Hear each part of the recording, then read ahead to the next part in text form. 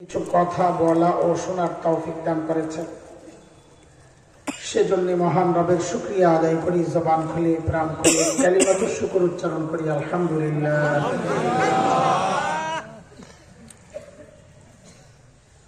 দুই দিন থেকে বুজুর্গ উলামাদের জবানে আপনারা দ্বীনি কথা শুনছিলেন, দামি দামি কথা শুনছিলেন। আমার আগেও যিনি কথা বলেছেন আপনাদের এবং আমাদের সকলের অত্যন্ত প্রিয়জন, আপনজন, শেখুল হাদিস হযরতুল আল্লাম শেখ কাজী ফজলুল করিম হাফিজাহুল্লাহ ওয়া রাআহ, তিনি লম্বা সময় থেকে আলোচনা করছিলেন। তিনি সহ যত ওয়াইজ আলোচক এইবারের তাফসীর কোরআন মাহফিলে আলোচনা করেছেন, আল্লাহ সমস্ত আলিমদের জবানে, ইলমে, আমলে বারাকা দান করেন এবং সবাইকে নিরাপদে তাদের ঘরে আপনজনের কাছে আল্লাহ তাআলা সহি সালামতে পৌঁছায় দেন। মুহতারাম হাজরিন, আল্লাহ সুবহানাহু ওয়া তাআলা আমাদেরকে মানুষ হিসেবে দুনিয়ায় পাঠিয়েছেন। আমাদের দুই পাশে দুইটা ভিন্ন চরিত্রের সৃষ্টি আল্লাহ রেখেছেন। এক পাশে ফেরেশতা, আরেক পাশে শয়তান। ফেরেশতা চরিত্র সম্পর্কে আল্লাহ তাআলা কুরআন আল কারীমের সূরাতুত তাহরীম 6 নম্বর আয়াত আল্লাহ বলেন, লা ইয়াসুনাল্লাহা মা আমারহুম ওয়া ইয়াফআলুনা মা ইউমারুন। ফেরেশতারা গুনাহ করতে পারেন না। আমি কি বলেছি একটু বলেন তো? ফেরেশতারা করেন না কিন্তু বলি নাই, খেয়াল করেছেন? কি বলেছি? পারেন না। ঠিক এর উল্টা চরিত্রের হচ্ছে শয়তান। শয়তান ভালো কাজ করতে পারে না। এই যে ভিন্ন দুই চরিত্র, এই ভিন্ন দুই চরিত্রের মিশেলে সংমিশ্রণে আল্লাহ আমাদেরকে মানুষ বানাইছেন। আমাদের মধ্যে ফেরেশতা চরিত্র আছে, আমরা ভালো কাজ করি, আবার শয়তানি চরিত্র আছে, শয়তানিও কম করি না। আমাদের এই মিশ্র চরিত্র নিয়ে আল্লাহ তাআলা বলেন সূরা আশ-শামসের মধ্যে আয়াত 7, 8, 9, 10 আল্লাহ বলেন, وَنَفْسٍ وَمَا سَوَّاهَا فَأَلْهَمَهَا فُجُورَهَا وَتَقْوَاهَا قَدْ أَفْلَحَ مَنْ زَكَّاهَا وَقَدْ خَابَ مَنْ دَسَّاهَا। আল্লাহ বলেছেন মানুষের মধ্যে আমি দুইটাই দিয়েছি, ভালো করার যোগ্যতাও দিয়েছি, আবার মন্দ কাজের যোগ্যতাও দিয়েছি। আমাদের আলোচনা সাজানোর সুবিধার্থে, এটা কোনো শরীয়ী ভাগ না, আলোচনা সাজানোর সুবিধার্থে এই মানুষকে আমরা 3টা ভাগে ভাগ করতে চাই। বলেন একটু, আমার সাথে সাথে কথা বলা লাগবে। কয় ভাগ? 3 ভাগ। প্রথম শ্রেণী হচ্ছেন হযরতে আম্বিয়া আলাইহিমুস সালাতু ওয়াস সালাম, যাদের ব্যাপারে আহলুস সুন্নাহ ওয়াল জামাতের আকীদা, হাক্কানি আলেমদের আকীদা, উলামায়ে দেওবন্দের আকীদা, আপনাদেরকে যারা দেখেছেন তাদের আকীদা, সমস্ত নবী মাসুম, নিষ্পাপ। কোন নবী জিন্দেগিতে কোনো গুনাহ করেন নাই। বলেন এই কথা আমার সাথে, সমস্ত নবী নিষ্পাপ, মাসুম। কেন নিষ্পাপ? এর অনেক কারণ আছে। এর মধ্যে অন্যতম কারণ হচ্ছে সমস্ত নবীকে আল্লাহ নিজে গুনাহ থেকে বাঁচায় দিয়েছেন। সুবহানাল্লাহ। বলেন নবীরা গুনাহ কেন করেন নাই? বলেন বলেন একটু বলেন, আমার সাথে কথা বলেন। আল্লাহ বাঁচায় দিয়েছেন। বলেন আল্লাহ। যেমন হযরতে ইউসুফ আলাইহিস সালামের কথা বললেন একটু আগে আমার ভাই, আমার মতো কালো ছিলেন। হায় আল্লাহ, দুনিয়ার শ্রেষ্ঠ সুন্দর, তবে আমাদের নবী আলাইহিস সালামকে বাদ দিয়া আমাদের নবীর হিসাবটাই আলাদা। সুবহানাল্লাহ। এত সুন্দর, এত সুন্দর, আরে যে দেখে তাকায়া থাকে, এটা কি জিনিস? তো তিনি যেই ঘরে আশ্রয় পেয়েছেন মিশরের গভর্নর,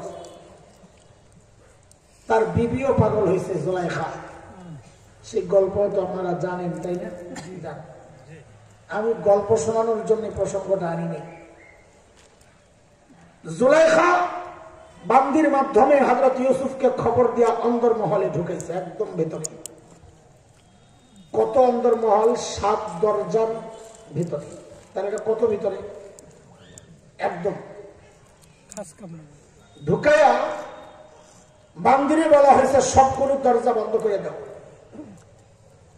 এখন বলেন দরজা বন্ধ কোন দিক দিয়ে হচ্ছে, ভিতর দিয়া না বাইর দিয়া?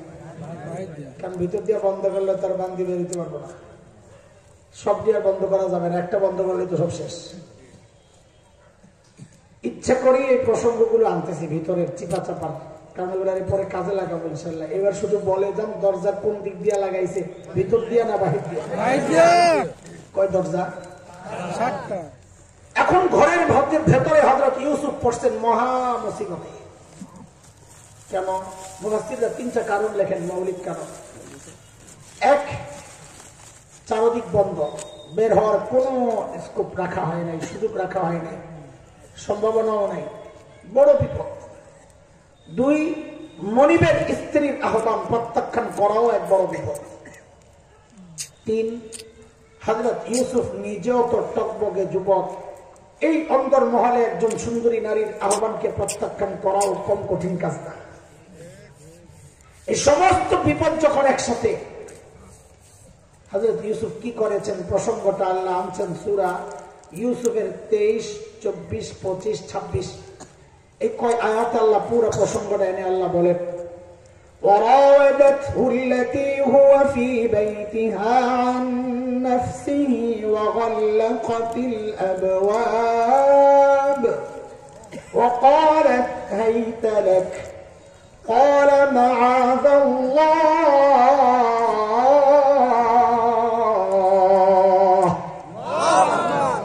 হযরত ইউসুফ যখন দেখছেন আমি ফেঁসে গেছি, দিছেন এক চিৎকার, মাআযাল্লাহ, ও আল্লাহ আমি বাঁচতে চাই, আমাকে আপনি বাঁচান। কাকে ডাক দিছেন? আল্লাহ। এই ছোট্ট ছোট্ট জবাবগুলো দিয়েন তো পরে আমরা একসাথে ফিনিশিং এ যাবো ইনশাআল্লাহ। এই কথা বলেই হযরত ইউসুফ ডাক তো দিছেন, কিন্তু বাঁচাবেন আল্লাহ, রাস্তা তো চারদিকে বন্ধ। তো 24 নম্বর আয়াতে আল্লাহ বলছেন, আমি আয়াতটা পড়বো না, সব আয়াত পড়লে দেরি হবে, আল্লাহর কথাটা শুধু শোনায় দেই। 24 নম্বর আয়াতে সূরা ইউসুফের আল্লাহ বলছেন, কাযালিকা লিনাসরিফা আনহু সুআ ওয়াল ফাহশা, আমি ইউসুফকে অন্যায় অশ্লীল কাজ থেকে আমি আল্লাহ নিজে বাঁচাইয়া দিছি। আমাকে একটু বলে যান, তাহলে পরে আমার কাজে লাগবে। হযরত ইউসুফকে বাঁচালেন কে? আল্লাহ। আর একটু জোরে বলেন, সবাই একসাথে বলেন, আল্লাহ। কে বাঁচালেন? আল্লাহ। শুধু মনে রাখেন কি বলেছেন, বাঁচানোর প্রক্রিয়াটা কি ছিল, কিভাবে বাঁচাইছেন? তো আল্লাহ নিজেই 25 নম্বর আয়াত থেকে বিবরণ দিচ্ছেন আল্লাহ তাআলা কিভাবে বাঁচাইছেন। আল্লাহ বলেন, ওয়াস্তাবাকাল বাব وقدت قميصه من دبر وألف يا سيدها لدى الباب।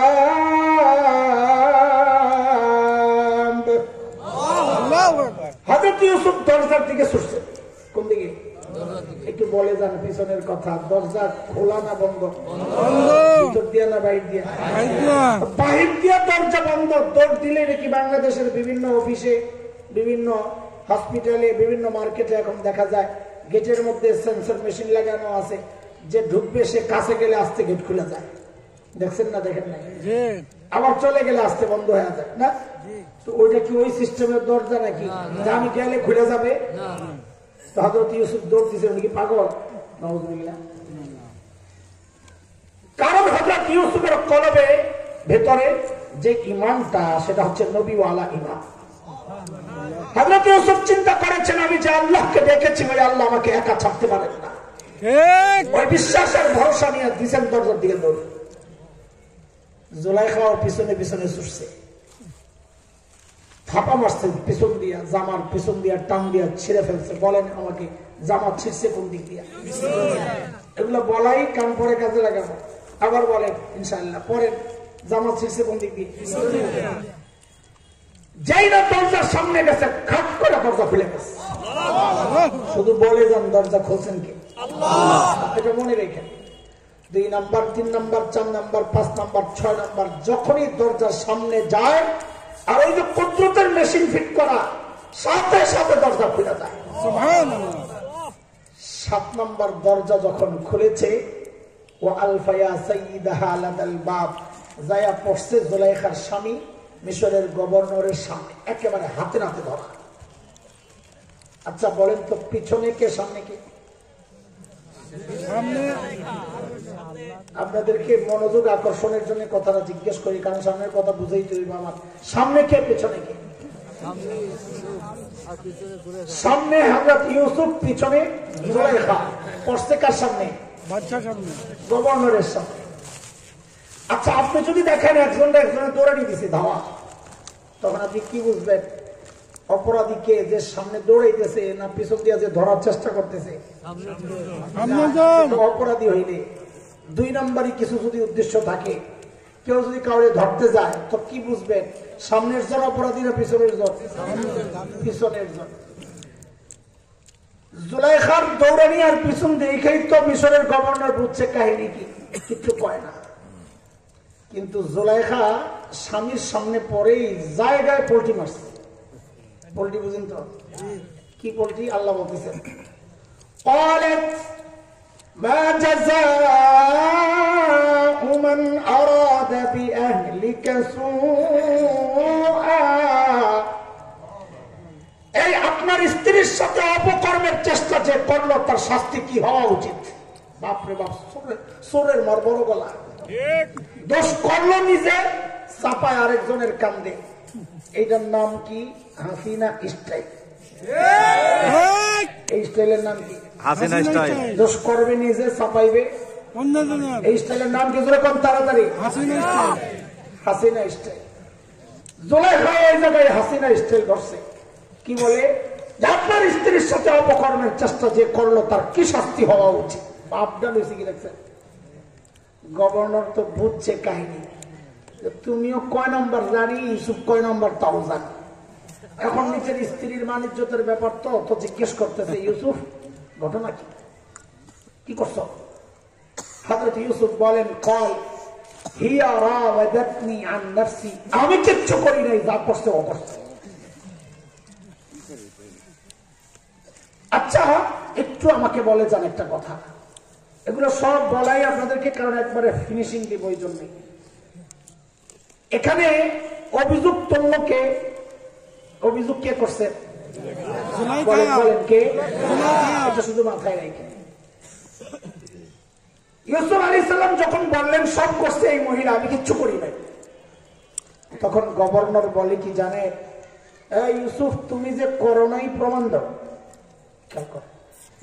তুমি যে করো নাই প্রমাণ দাও। দুনিয়ার আদালত, ইসলামী শরিয়া, 2 জায়গায় সিস্টেম হচ্ছে প্রমাণ দেয় বাদী, অভিযোগকারী।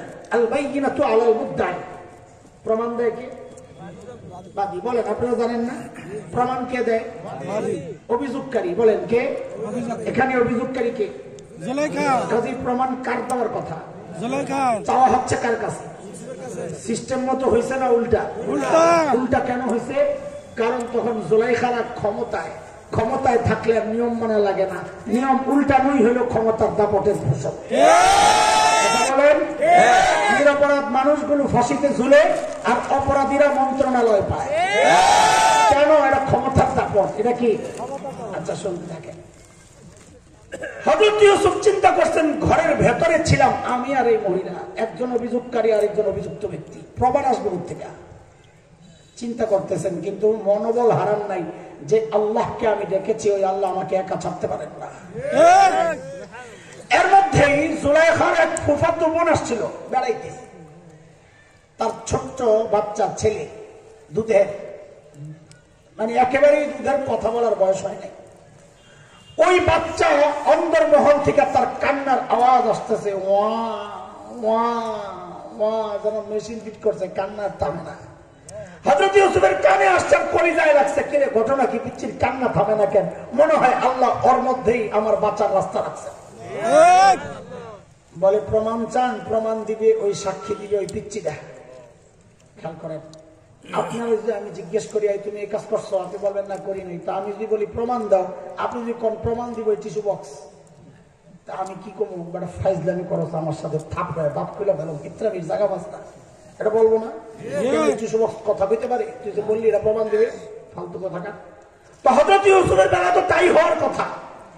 হযরত ইউসুফ যখন বলেছেন প্রমাণ দিব এই পিচ্চি, তো মিশরের গভর্নর তো বলার কথা, বেটা আমার সাথে ইত্রামি করছ, তাই পিচ্চি প্রমাণ দিব। পিচ্চি কি বুঝরে? মিশরের গভর্নর তা বলেন নাই কেন? তিনি জানেন ইউসুফ জানতেন মানুষ না, তিনি এক অসাধারণ ব্যক্তিত্ব, আগেও প্রমাণিত হয়েছে। তিনি খামাখা কথাটা বলেন নাই, এর মধ্যে নিশ্চয়ই কোনো রহস্য আছে। পিচ্চিরে আনার সাথে সাথে পিচ্চির কান্না ফেলে, পিচ্চিরে জিজ্ঞেস করে, আরে পিচ্চি অপরাধ কে করছে?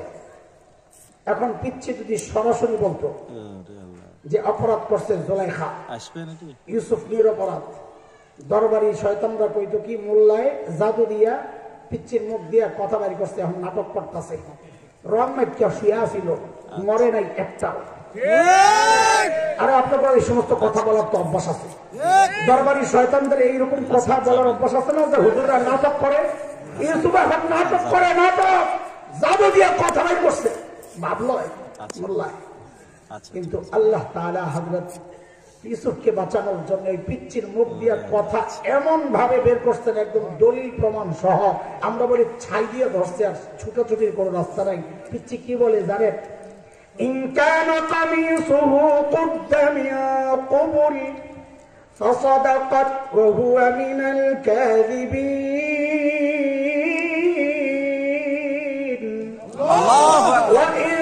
كان قميصه قد من قبل فصدقت وهو من الكاذبين. الله পিচ্চি কই ইউসুফের জামা সেট করে, ইন কানা কামিসুহু قد من قبل, জামা যদি দেখেন সামনে দিয়া ছিড়া, তো মনে করবেন ইউসুফ অপরাধী, জুলাইখা নিরপরাধ। ইউসুফ ধরতে গেছে, জুলাইখা আত্মরক্ষার্থে সামনে দিয়ে ধাক্কা মারছে, নিজেকে বাঁচাইতে গেছে, টেনে টেনে জামা টামা টাইনে ছিঁড়া। আর যদি দেখেন জামা পিছন দিয়ে ছিঁড়া, তো মনে করবেন ইউসুফ নিরপরাধ, পালাইতে গেছে, জুলাইখা পেছন দিয়ে থাবা মারছে, জামা টাইনা ছিঁড়া ফেলছে। فلما رأى قميصه قد من دبر, হায় আল্লাহ, জামা চেক করে দেখে কি জামা তো পেছন দিয়া ছিঁড়া হয়েছে নি কেস ফিটি। এখন মিশরের গভর্নর কি কয়?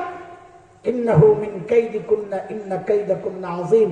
জুলাইখা, তোরা বেড়িরা বড় চক্রান্ত প্রবর, এটা তোদের মারাত্মক চক্রান্তের অংশ। ইউসুফ আরিদান হাযা, কাউরে কিছু বইল না, মানিজ্যতের ব্যাপার। ওয়াস্তাগফিরি লিজামবিক ইন্নাকি কুনতি মিনাল খাতিইন। জুলাইখা, অপরাধ করছো, আবার বড় গলায় কথা কওকে, তওবা করো, মাফ চাও, তাইলে বাঁচার উপায় আছে। অপরাধ করলে বড় গলায় কথা বলতে হয় না, অপরাধ করলে চুপচাপ চোরের মতো থাকতে হয়। ওই কর্মীদেরকে আগায়া দিয়া চুপচাপ বাহির থেকে খালি অডিও পাঠাইবা আর উৎসাহিত করবা, নাই না যা, আমি আছি, তুমি কোন জায়গায় আছো, তুমি তো গেছো গা আপন জনের কাছে, প্রেমিকের কাছে, সাহস থাকলে আইসা বড়, আইসা কর্মী করে নাই না বড়, পোলাপান 32টা ঘুরাইয়া দিছে, তোমার মাছের দিতে দাপন করে। অপরাধ করলে চুপচাপ থাকতে হয়, অপরাধ করলে অপরাধ স্বীকার করতে হয়। আমাদের যেই রক্ত ঝরানো হয়েছে 2013 শাপলা চত্বরে, যেই রক্ত ঝরানো হয়েছে 19-এ, যেই রক্ত ঝরানো হয়েছে 24-এ, এই রক্তের বদলা না নেওয়া পর্যন্ত কোনো ক্ষমা নাই। আমার ভাইয়ের রক্ত জমিনে, এই জমিনে কোন জালিম আর কোনদিন মাথা তুলে দাঁড়াতে পারবে না।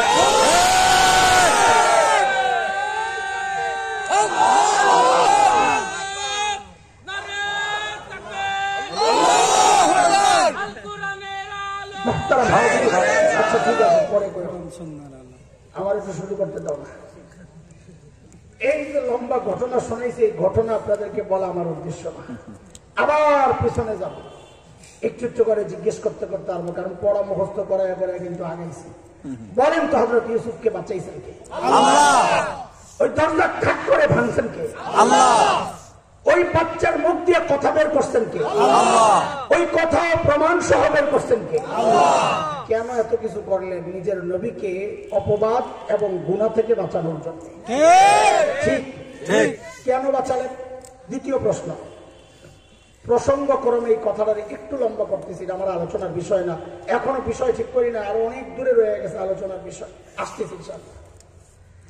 আল্লাহ তার নবীকে কেন গুনাহ থেকে বাঁচাইলেন এবং সমস্ত নবীকে আল্লাহ গুনাহ থেকে কেন বাঁচাইছেন, এটা বোঝার জিনিস। না বোঝার কারণে অনেকে নবীদেরকে নিয়ে উৎপাত করে।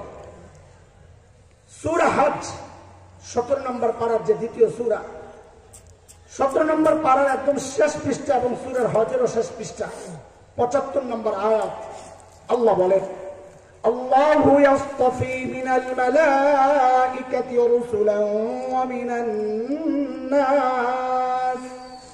রাসূল, আল্লাহ বলছেন এটা আমার নির্বাচন। রাসূল কার নির্বাচন? আল্লাহ। কার? কার? আল্লাহ। জোরে বলেন কার? আল্লাহ। কাজী কোন নবী যদি গুনাহ করে তাইলে আল্লাহর নির্বাচনটা প্রশ্নবিদ্ধ হয়ে যায়। আল্লাহর নির্বাচন যেন প্রশ্নবিদ্ধ না হয়, এই জন্য আল্লাহ নিজে সমস্ত নবীকে গুনাহ থেকে বাঁচায়। সুবহানাল্লাহ। এই জন্যই উলামায়ে উম্মত, বিশেষ করে উলামায়ে দেওবন্দ এই ব্যাপারে এত কঠোর। কোন ব্যাপারে? যে নবীদের সমালোচনা যদি কেউ করে, নবীদের দোষ যদি কেউ তালাশ করে, অথবা দোষ করেন না এমন কিছুকে দোষ বানায়, অথবা ইনিয়ে বিনিয়ে ঘুরিয়ে পেঁচিয়ে নবীরা দায়িত্ব অবহেলা করেছেন এমন প্রসঙ্গ উদ্ভট কথা বলে, তার কপাল ঢাকা পাগড়ি যত সুন্দর হোক, দাড়ি যত লম্বা হোক, বংশ যত উঁচা হোক, অনুসারী যত লক্ষ কোটি হোক, উলামায়ে উম্মত বলেন এই মানুষ কোনদিন হক হইতে পারে না, সে বাতিল, গোমরা, পথভ্রষ্ট। ঠিক তো বলেন, আবার সুযোগ পাইলে তো হুজুর করে পিলেই দেবেন। খামাখাই উলামারা এই ব্যাপারে এত কঠোর। এক মুখস্থ, বাস চৌথি গাড়ি, যাত্রা বাড়ি, পাগলের দল। আফসোস লাগে, মুফতি আব্দুল মালিক সাহেবের কথা তোমার প্রসঙ্গ ভাল লাগে না, ভরসা রাখতে পারো না, একজন পাগড়িওয়ালা ইঞ্জিনিয়ারের পিছনে তুমি দৌড়াও। মুফতি মনসুরুল হক দামাত বারাকাতুহুল আলিয়ার মতো মানুষ, যাত্রাবাড়ি হযরতের মতো মানুষ, এমন মানুষদের কথা বলে তোমাদের ভালো লাগে না। তোমার ভালো লাগে একজন মূর্খ ডাক্তার পাগড়িওয়ালাকে, চিল্লার সাথী, মুরব্বী বানাইছ কারে? শুনো, আল্লাহ ওয়ালা আলেমকে মুরব্বী বানাইতো কপাল লাগে, কপাল কপাল কপাল। তুমি যেমন আল্লাহ তোমার মুরব্বীও তেমনই মিলায়। তওবা করে ফেরত আসো। অপরাধ করলে উঁচু গলায় কথা বলতে হয় না, অপরাধ করলে তওবা করতে হয়। আমি আগেই বলেছি, এটা আমার প্রসঙ্গ না। মানুষ কয় ভাগ করছি আমরা? 3 ভাগ। 1 নম্বর গেল সমস্ত নবী, যাদের ব্যাপারে আহলুস সুন্নাহ ওয়াল জামাতের আকীদা সমস্ত নবী মাসুম, নিষ্পাপ। মনে থাকবে তো ইনশাআল্লাহ? ইনশাআল্লাহ। 2 নম্বর শ্রেণী হচ্ছে হযরতে সাহাবায়ে কেরাম রিদওয়ানুল্লাহি আলাইহিম আজমাইন। সাহাবীদের ব্যাপারে আহলুস সুন্নাহ ওয়াল জামাতের আকীদা, সাহাবীরা নবীদের মতো না, নিষ্পাপ না। তবে সমস্ত সাহাবীকে আল্লাহ মাফ করার ওয়াদা করছেন। সুবহানাল্লাহ। সাহাবীরা মাগফুর। বলেন সাহাবীরা কি? মাগফুর। বলেন না একটু, সাহাবীরা কি? মাগফুর। মাগফুর বুঝে ক্ষমাপ্রাপ্ত। আল্লাহ তাদেরকে কি করে দিয়েছেন? দোষ কিছু পাওয়া যায় যে ইতিহাসে, কিতাবে বলে পাওয়া যায়, কিন্তু আল্লাহ দেখছেন তাদের দিল ঠিক আছে, দিল ঠিক আছে। বলে আল্লাহ কেমনি বুঝছেন? তো আল্লাহ কয় আমি পরীক্ষা করছি। তুমি মুত্তাকি, তোমার পাশের মানুষ স্বীকার করে না। পিসাবদেরকে খবর নেন, পিসাবের বউ পিসাবের কাছে মরি দেয় না। আমার সাথে বুজুর্গি দেখেন না, চিনি আপনি কোন মার্কেটে। ছোটখাটো পিসাব থাকলে জিজ্ঞাসা করেন, আরে আমি একজন আছি, আমার মরি দেয় নাই। এক পিসাব বলে এমন বউ খালি লাগিয়েই থাকে, কপাল আমার কিপির আল্লাহ মিলাইল। এই লাগতে লাগতে বুড়া হয়ে গেছে, লাগালাগি ছাড়ে না। একদিন পিসাব ঘরে আসছে, বউ দিছে এক চিৎকার, আহারে আল্লাহ, পিসাব খেয়ে বুড়া কালে এই আখ কামড়ে, কি সমস্যা? বলে আজকে এক দৃশ্য দেখে আমার কলিজা ছিঁড়ে গেছে। কি দৃশ্য দেখছো? বলে দেখছি আজকে আমাদের বাড়ির সামনে দিয়ে এক পিসাব উইরা উইরা যায়, আমার কপালে আল্লাহ কোন পীর মিলাইলো, হয়তো ল্যাংড়ায় ল্যাংড়ায় হাঁটে। তো পিসাব কি বলে, আহারে পোড়া কপাল, এতদিন মনে করছিলাম তোর দিল নষ্ট হয়েছে, এখন দেখি চোখটিও নষ্ট। বলে কেন? ভালো করে খেয়াল করস নাই, ওইটা যে আমি ছিলাম। ওই যে উইরা গেছে কে? আমি ছিলাম। এখন বউ কি বলে, খাইরে এতক্ষণ আমার বুঝে আসছে, তাই তো কই কিরে ডানা একটা ভাঙ্গা কেন? বউ স্বীকার করবে না পিসাব তুমি কামেল মানুষ। আল্লাহ যেন বলছেন তুমি যে কামেল, তুমি যে মুত্তাকি, তোমার বউ স্বীকার করে না, পাশের মানুষ স্বীকার করে না, আর আমার নবীর সাহাবী মুত্তাকি, আমি আল্লাহ নিজে সাক্ষী দিচ্ছি। সুবহানাল্লাহ। 26 নম্বর পারার সূরাতুল হুজুরাতের 3 নম্বর আয়াত আল্লাহ বলে, ইন্নাল্লাযীনা ইয়াগুদ্দুনা আসওয়াতাহুম ইনদা রাসূলিল্লাহ أولئك الذين امتحن الله قلوبهم للتقوى لهم مغفرة وأجر عظيم. এই জন্য আল্লাহ বলেন যেহেতু তাদের দিল ঠিক আমি পরীক্ষা করে সহি পাইছি, তাদের কিছু ভুল টুল থাকলে আমি তাদেরকে মাফ করে দিই। কয় গ্রুপ গেল? দুটো। কষ্ট আপনারা খেয়াল করেন নাই, 2 দিনের মাইকের কোন খোঁজ খবর নেই, কেউ কিছু বলেও নাই। সবাই জ্বরে ডরে গেছে আর কি, যে আপনারা শরম না পান। ভাই তুমি একটু বাড়াও তো দেখি, একেবারে ঘামটা বেরিয়ে গেছে শীতের মধ্যে, একদম কাহিল হয়ে গেছে, স্বাভাবিক কথা বলতে পারতেছি না। সাউন্ড সিস্টেম একেবারেই বাজে হয়েছে, একেবারেই বাজে। আমরা তো কথা বলি, আপনারা তো শুনতেছেন বুঝতেছেন না। আমি একটু বসে বসে চিন্তা করতেছিলাম যে আমাদের কাজী সাহেব এত আস্তে আস্তে কথা বলতেছে কেন। এমন দুজন কাজী সাহেব আমার চেয়ে বড় জোরেই কথা বলছে, কিন্তু ওই যে এখান থেকে সাপোর্ট আসতেছিল না, বেচারা করবে কি? একেবারেই ওষুধ বিক্রয় করে না, রাস্তায় দাঁড়ায় দাঁড়ায় না, যে মাইক দিয়া ওগুলোর আওয়াজ আসছে না। আজকে এমন এক পজিশনে আছি আমরা। শুনে, আমি নিজের দুর্বলতা ঢাকার জন্য কথাটা বলছি না, আমি তো আজীবনই গলা ভাঙ্গা পাবলিক। কিন্তু সংসারের একটা সিস্টেম আছে, জামাই যদি গরম হয় তো বউ একটু নরম হইতে হয়, আর বউ গরম হইলে জামাই একটু নরম হইতে হয়, তাহলে সংসারটা ঠিক। আমাদের মাহফিলের একই অবস্থা। বক্তার যদি গলা ভাঙ্গা হয় তো মাইকটা ঠিক থাকলেও সংসার টিকে। এখন বক্তারও গলা ভাঙ্গা, মাইকেরও যদি গলা ভাঙ্গা হয় তো এই সংসার টিকবে কেমন করে? তখন আত্মীয় স্বজনের দায়িত্ব বাইরে যায়, বুঝাইয়া সুজাইয়া রে বাচ্চা বুড়ার চেহারার দিকে তাকায়া চালায়া যা আপনার আত্মীয় স্বজন এখন আমগুলো একটু সাপোর্ট টাপোর্ট দিয়ে বয়েন্ডারে চালাই নিতে আর কি। ঠিক আছে না? ইনশাআল্লাহ। ঠিক আছে তো ইনশাআল্লাহ? কথাবার্তা বলবেন তো টুকটাক। আমি কিন্তু আমার আলোচনার বিষয় ঠিক করি নাই, চলেন। কয় রকম, কয় শ্রেণীর মানুষের কথা বললাম? 3 নম্বর যে শ্রেণী, সেটা হচ্ছে আমরা। ব্যক্তিগত ভাবে কেউ গুণামুক্ত থাকতে পারে, কিন্তু সামষ্টিক ভাবে আমরা সবাই গুনাহ করেছি, করছি, করে যাচ্ছি। আলোচনার সুবিধার্থে আমাদের গুনাহগুলোকে আজকে 3টা ভাগে ভাগ করতে চাই। কয় ভাগ? প্রথম ভাগ, প্রথমটা বলার আগে আপনাদের পেছনের একটা পড়া আমি শুনতে চাই, মুখস্থ আছে কিনা না ভুলে গেছেন। আমি অর্ধেক বলবো, বাকি অর্ধেক আপনারা বলবেন। আল্লাহ তাআলা ছাড় দেন, এই যারা যারা জানেন সবাই বলবেন আল্লাহ ছাড় দেন, আল্লাহ ছাড় দেন। খুব ভালো মুখস্থ করছে। এখন আমি যদি আর বাইরে যাই আর কিছু বলি তো আমার কিল খাওয়া লাগবে, তাই না? দিব ওলামারা আছেন এখানে, স্টেজ ভরা, মুরব্বীরা আছেন। এইভাবে ইমানদারের ব্যাপারে কথাটা বলাটা আমার কাছে কেমন যেন লাগে।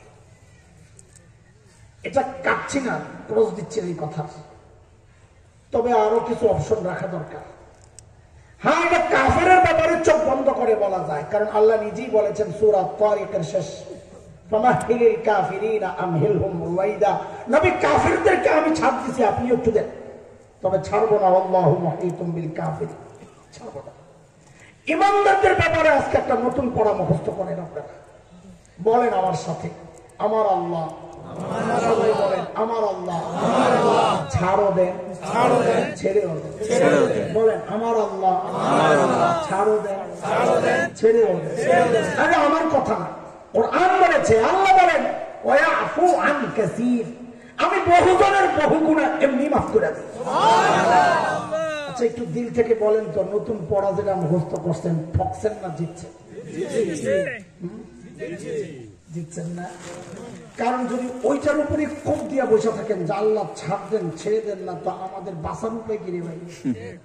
হ্যাঁ, তাহলে আজকে একটা নতুন পড়া শিখলাম। বলেন আমার আল্লাহ ছাড়ও দেন। তাহলে আমাদের 1 নম্বর গুনার প্রকার হচ্ছে, আমাদের এমন বহু গুনাহ আছে যেই গুনাহগুলো আল্লাহ এমনি মাফ করে দেন।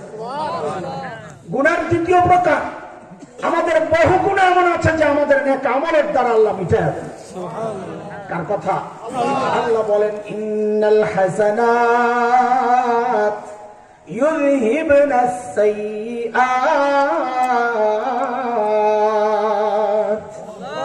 আল্লাহ বলেন বহু নেক আমল বহু গুনাহকে মিটায় দেয়। যেমন একটা হাদিস শোনাই আপনাদেরকে, নবী আলাইহিস সালাতু ওয়াস সালাম বলেন, কেউ কোনো দুরূদ শরীফ পড়লো না, এই টিকটক দল টান না দিলে আপনাকে জজবে ওঠে না।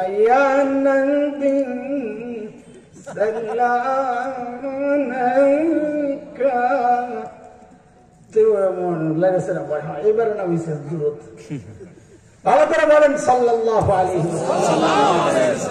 এত করে আমাদের নবীর অনেক উপকার হয়ে গেছে, তাই না? কার উপকার হয়েছে? নিজের উপকার নিজে কেন ঠকলেন এতক্ষণ? নিজের উপকার নিজে বুঝে না। আল্লাহর হাবিব সাল্লাল্লাহু আলাইহি ওয়াসাল্লাম বলেন, মান হাজ্জা লিল্লাহ ফালাম ইয়ারফাস ওয়া লাম ইয়াফসুক রাজা'a কা ইয়াওমিন ওয়ালাদাতহু উম্মুহু। নবী আলাইহিস সালাম বলেন, কেউ যদি আল্লাহর জন্য হজ করে, কার জন্য? আল্লাহর জন্য। এই হজ কার জন্য করে? আল্লাহর জন্য। কার জন্য? আল্লাহর জন্য। হজ তো করে আল্লাহর জন্য, তো নবী এটা আবার বলার দরকার কি? কেউ যদি আল্লাহর জন্য হজ করে, বুঝা গেল ঝামেলা আছে। কিছু লোক পাওয়া যাবে যারা আল্লাহর জন্য হজ করে না। তারা কারা? বলে অভাব নাই, দেখবেন 2-4জন। আর দেখবেন কিনা? কথা বলে না, ভয়ে ভয়ে বলে না যে আবার আমার কান্দে পড়ে কিনা। দেখবেন, কথা বলে না, দেখবেন না, দেখবেন না। তো দেখেন, হজের আগেও দাড়ি কাটতো, হজের পরেও দাড়ি কাটে, আছে না নাই? হজের আগেও সুদ খাইতো, হজের পরেও খায়, আছে না নাই? হজের আগেও দুর্নীতি করতো, হজের পরেও করে, আছে না নাই? হজের আগে সন্ত্রাস করতো, হজের পরেও করে, আছে না নাই? তো পার্থক্য কি হজে? মানে কোনো পার্থক্য নাই, শুধু নামের পার্থক্য। হজের আগে আসিল সুদখোর, হজের পরে আলহাজ সুদখোর। হজের আগে আসিল দুর্নীতিবাজ, হজের পরে আলহাজ দুর্নীতিবাজ। হজের আগে আছিল সন্ত্রাসী, হজের পরে হাজি সেলিম। কিরে অনেকে চিনে না, এই জন্য কিছু বলে। ঠিক আছে, হজের পরে সন্ত্রাসী। অথচ নবী আলাইহিস সালাম বলেন, কারো হজটা যদি এমন হয় যে সে আল্লাহর জন্য হজ করছে, নিয়ত পাক্কা, আমলও পাক্কা, ওই হজে অশ্লীল কোনো কাজে জড়ায় নাই, গুনাহ করে নাই, এই হজটা আল্লাহর কাছে এত মূল্যবান হয়, এই হজ দ্বারা তার জীবনের গুনাহগুলো এমন পরিষ্কার হয়ে যায়, নবী বলেন সে যখন বাড়িতে ফেরত আসে সে এমন পবিত্র হয়ে যায় যেন আজকেই তার মা তাকে জন্ম দিলেন। আল্লাহ আমাদের সবাইকে এমন হজের তৌফিক দান করুন। কয় রকম গুনাহ গেল মনে আসেনি? একরকম গেল, বহু গুনাহ আল্লাহ এমনি মাফ করে দেন। 2 নম্বর, বহু গুনাহ নেক আমলের দ্বারা মাফ করে দেন। 3 নম্বর, ওই যে আপনাদের পেছনের পড়া যেটা মুখস্থ আসিল ওইটা, আল্লাহ তাআলা বহু গুনাহ এমন আছেন যে আল্লাহ ছাড় দেন কিন্তু ছেড়ে দেন না। আমরা এই যে আমাদের খুব কাছাকাছি চলে আসছে আজকের আলোচনার বিষয়বস্তু ঠিক করার। এই যে 3 রকমের গুনাহ বললাম, এখন একটা প্রশ্ন করি, আপনারা উত্তর দেওয়ার সময় শুধু নম্বরটা বলবেন, 1, 2, 3 এভাবে। 1 নম্বর, আমাদের গুনার প্রকার হচ্ছে বহু গুনাহ এমন আছে যেগুলো আল্লাহ এমনি মাফ করে দেন। 2 নম্বর, বহু গুনাহ এমন আছে যেগুলো আল্লাহ নেক আমলের দ্বারা মিটাইয়া দেন। আমি প্রশ্ন এমন করি নাই, করলে একদিন বললেন। 3 নম্বর, বহু গুনাহ এমন আছে যেগুলো আল্লাহ ছাড় দেন কিন্তু ছেড়ে দেন না। এবার একটু বুঝে শুনে বলেন তো, এই 3 প্রকারের গুনাহের মধ্যে আপনার কাছে কোন নম্বরটা সবচেয়ে মারাত্মক গুনাহ মনে হচ্ছে? কয় নম্বর? আল্লাহ ছাড় দেন কিন্তু ছেড়ে দেন না। তাইলে এইবার আমি জিজ্ঞেস করি আপনাদের, যে গুনাহটা আমাদের সবার কাছে মারাত্মক মনে হচ্ছে, ওই গুনাহটা চেনা দরকার কিনা? বলেন বলেন, চেনা দরকার? ওই গুনাহ থেকে বাঁচা দরকার। এই যে আজকের আলোচনার বিষয়বস্তু মাত্র ঠিক করলাম, আজকে কি বিষয়ে আলোচনা হবে? যে গুনাহ আল্লাহ ছাড় দেন কিন্তু ছেড়ে দেন না, ওই গুনাহ চিনব এবং ওই গুনাহ থেকে বাঁচার উপায় শিখব ইনশাআল্লাহ। ঠিক পাইছেন আজকের আলোচনার বিষয়বস্তু? পরে ভুলে যাবেন না তো। চলেন চিনি আজকে সেই গুনাহ কি, যা আল্লাহ ছাড় দেন কিন্তু ছেড়ে দেন না। দেখেন এই গুনাহ বহু আছে। যেমন জুলুম একটা গুনাহ, আল্লাহ ছাড় দেন কিন্তু ছেড়ে দেন না। নমরুদ জুলুম করেছে, আল্লাহ ছাড় দিয়েছেন কিন্তু ছেড়ে দিয়েছেন। কি করছেন? নমরুদের আল্লাহ কেমনি মারছেন বলেন? ল্যাংরা মশা, খেয়াল করেন খেয়াল করেন, ল্যাংরা মশা একটা আমার আপনার নাকি দিয়ে ঢুকেও একদম মাথায় উঠছে, আমার মৃত্যুর কারণ হতে পারে। এতে আমার অসহায়ত্ব প্রকাশ পায়, কিন্তু বেইজ্জতি তো আর হয় নাই। তো আমাদের যেখানে খোঁচা আর বেইজ্জতিটা প্রকাশ করা উদ্দেশ্য, সেখানে শুধু ল্যাংরা মশা বললে হয় না, সাথেরটাও বলা লাগবে। জুতার বাড়ি এটা না বলবেন। নমরুদের আল্লাহ কেমনে মাসটা এবার করেন? জুতা দিয়ে পিটাই আসলে কথা কইতে পারেন না। দেখেন শুনে, যেখানে খোঁচা উদ্দেশ্য সেখানে শব্দ কিছু এমনি এমনি কইতে হয়। আপনি একজনকে খোঁচা দিবেন, আপনি যদি খুব ভদ্রভাবে বলেন কাক কাদের, এটা খোঁচা হবে। একটু ঘুরে কইতে এইটা বললে যে একটা আকর্ষণ, কাক কাদের মধ্যে নাই। কথা বলেন না আপনারা, কথা বলেন। খোঁচার জায়গায় খোঁচা দিয়ে বলতে হইলে শব্দরে ওইভাবেই বলতে হবে। নমরুদের আল্লাহ কেমনে মারছেন? জুতা দিয়ে পিড়ে, এখন জুতা দিয়ে। ফেরাউন জুলুম করেছে, আল্লাহ ছাড় দিয়েছেন কিন্তু ছেড়ে দেন নাই। কি করছেন?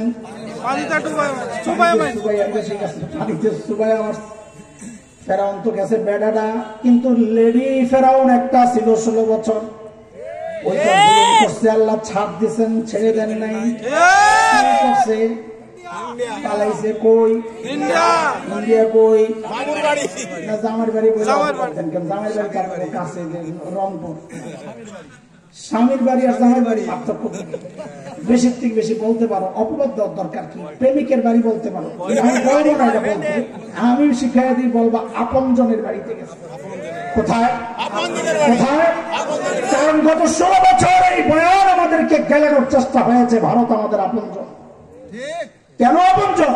কত কিছু দেয়, গরু দেয়, পেঁয়াজ দেয়, চিনি দেয়, আলু দেয়, কত দেয় দেয় দেয় দেয়। যেই 5ই আগস্ট বাংলাদেশ থেকে মাখন যাওয়ার পাইপটা পোলাপাইন কেটে দিল, এখন সব দেওয়া বন্ধ করে এক দেওয়া চালু করছে, সেটা হলো খালি হুমকি দেয় হুমকি দেয় হুমকি। কদিন তো খুব উৎপাত করছে, পেঁয়াজ দেব না, হুমকি, পেঁয়াজ বলে দিব না। আমি তো দিস না, আমরা আপায় শিখাইয়া গেছে পেঁয়াজ ছাড়া তরকারি রান্না করে। যে একটু মেরুদণ্ড সোজা করে দাঁড়াইছি, পেঁয়াজ লাগবে না। এখন দেখি দাদাই বস্তা সামনে লইয়া পয়সা পয়সা কান্না করে। দাদা কি খবর? দাদা দিনকাল ভালো যাচ্ছে না। কেন, কি সমস্যা? দাদা তোমাদের দেশের লোকজন পেঁয়াজ নিচ্ছে না দাদা, বড় বিপদ। কি হলো, কিভাবে চলুন দাদা? শেষ হয়ে গেল। শেষ দিকে তোরা খা। সেই কলিজা নেই, কামজুসের হাত দিয়ে কলিজা শুকাইতে শুকাইতে হাড্ডি হয়ে গেছে। বাড়িতে মেহমান গেলে দেখছি আমরা কলকাতায়, লম্বা সময় থাকা লেখাপড়ার কারণে ওদের চরিত্র সম্পর্কে সব জানা। বাড়িতে মেহমান গেলে এই মাটির এরকম নিয়ে আছে কাপ, ছোট্ট ওয়ান টাইম, এটা দিয়ে চা দিব। চা যে দিব বইরা না, অর্ধেক। ওই ছোট্টটা দিয়ে অর্ধেক চা দিবে, আর একটা চিকুন আঙ্গুলের মতো টোস্ট বিস্কুট দিবে। টোস্ট দিয়া কি বলবে জানেন? ওটা হলো আকর্ষণ। দাদা পুরোটা কিন্তু খেয়ে নিয়ে, পুরোটা খাইতে কয়টা দিয়া। সুবহানাল্লাহ। দুপুরবেলা ভাই গেছে বোনের বাড়িতে বেড়াইতে, কলিং বেল টিপে টিপে বোন তো দরজা খোলে না, খানার টাইম এসে এখন দুপুরবেলা। ভাই তো বুঝছে কাহিনী, বোন কেন দরজা খোলে না, জানালার কাছে যায় চিৎকার দিয়ে বলতেছে, দিদি আমি কিন্তু খেয়ে আসছি। বোন আইসব দরজা খোলে আর বলে, আগে বলবি না। এই জন্য শুনেন আপনাদের একটা কথা কই, পোলাপাইন আছে, ওরা যখন আমার দেশ দখলের হুমকি দেয় না, আপনাকে কলিজায় কি লাগে না না, আমার বিন্দু মাত্র ডর লাগে না, আমার হাসি পায়।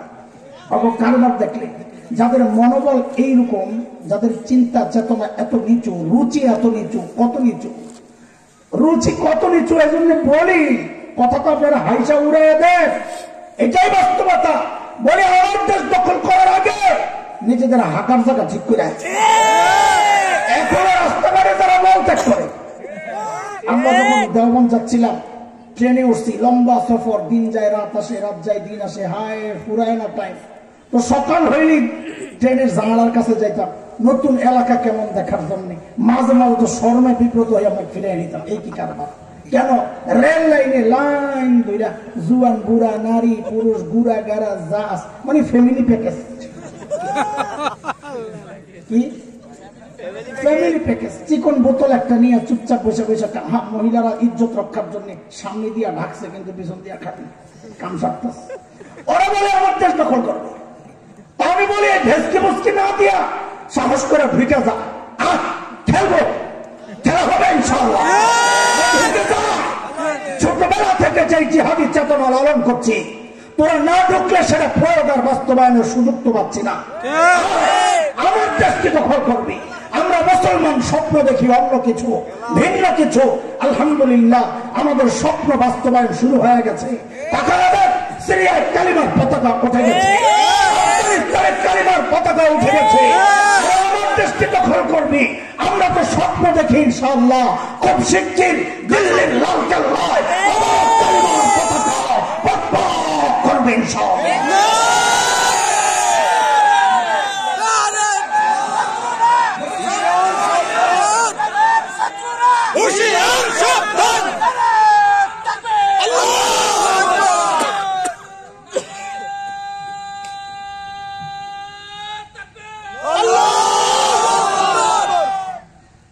মুহতারাম হাজরিন,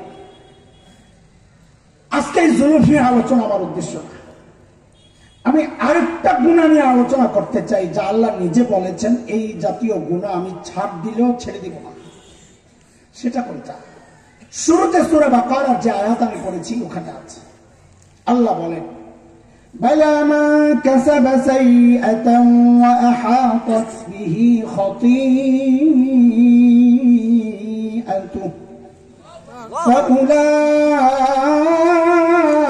فأولئك أصحاب النار। আল্লাহ বলেন যে গুনাহ বান্দাকে ঘিরে নেয়, যে গুনাহ বান্দাকে ঘিরে নেয়, মুফাসসিররা বলেন মানে হচ্ছে যে গুনাহে মানুষ ফেঁসে যায়, নিয়মিত করে ছাড়তে পারে না। কি সেই গুনাহ? সেটা আপনার একটা হইতে পারে, আমার আর একটা হইতে পারে, ওই ভাইয়ের আর একটা হইতে পারে, ওই ভাইয়ের আর একটা হইতে পারে। কেউ নিয়মিত মিথ্যা বলে ছাড়তে পারে না, কেউ নিয়মিত সুদ খায় ছাড়তে পারে না, কেউ নিয়মিত ঘুষ খায় ছাড়তে পারে না। কিন্তু অবস্থ খেয়াল করেন, বিশেষ করে যুবক ভাই, কিন্তু আমরা এই সমাজে বসবাস করি, সমাজ চিনি, সমাজ জানি, সমাজ নিয়ে ভাবি। সেই জায়গা থেকে আমাদের উপলব্ধি হচ্ছে 5টা গুনাহ এমন আছে যে গুনাহগুলোর মধ্যে এই সমাজের বহু মানুষ জড়ায়া ছাড়তে পারে না। কয় গুনাহ? 5টা। আমি একটা একটা বলবো, আগে একটু খোঁচা দেওয়ার জন্য সাথে একটু বলবো, পারলে অস্বীকার করে। কয় গুনাহ বলেন সবাই, খেয়াল করেন, কয় গুনাহ? 5টা।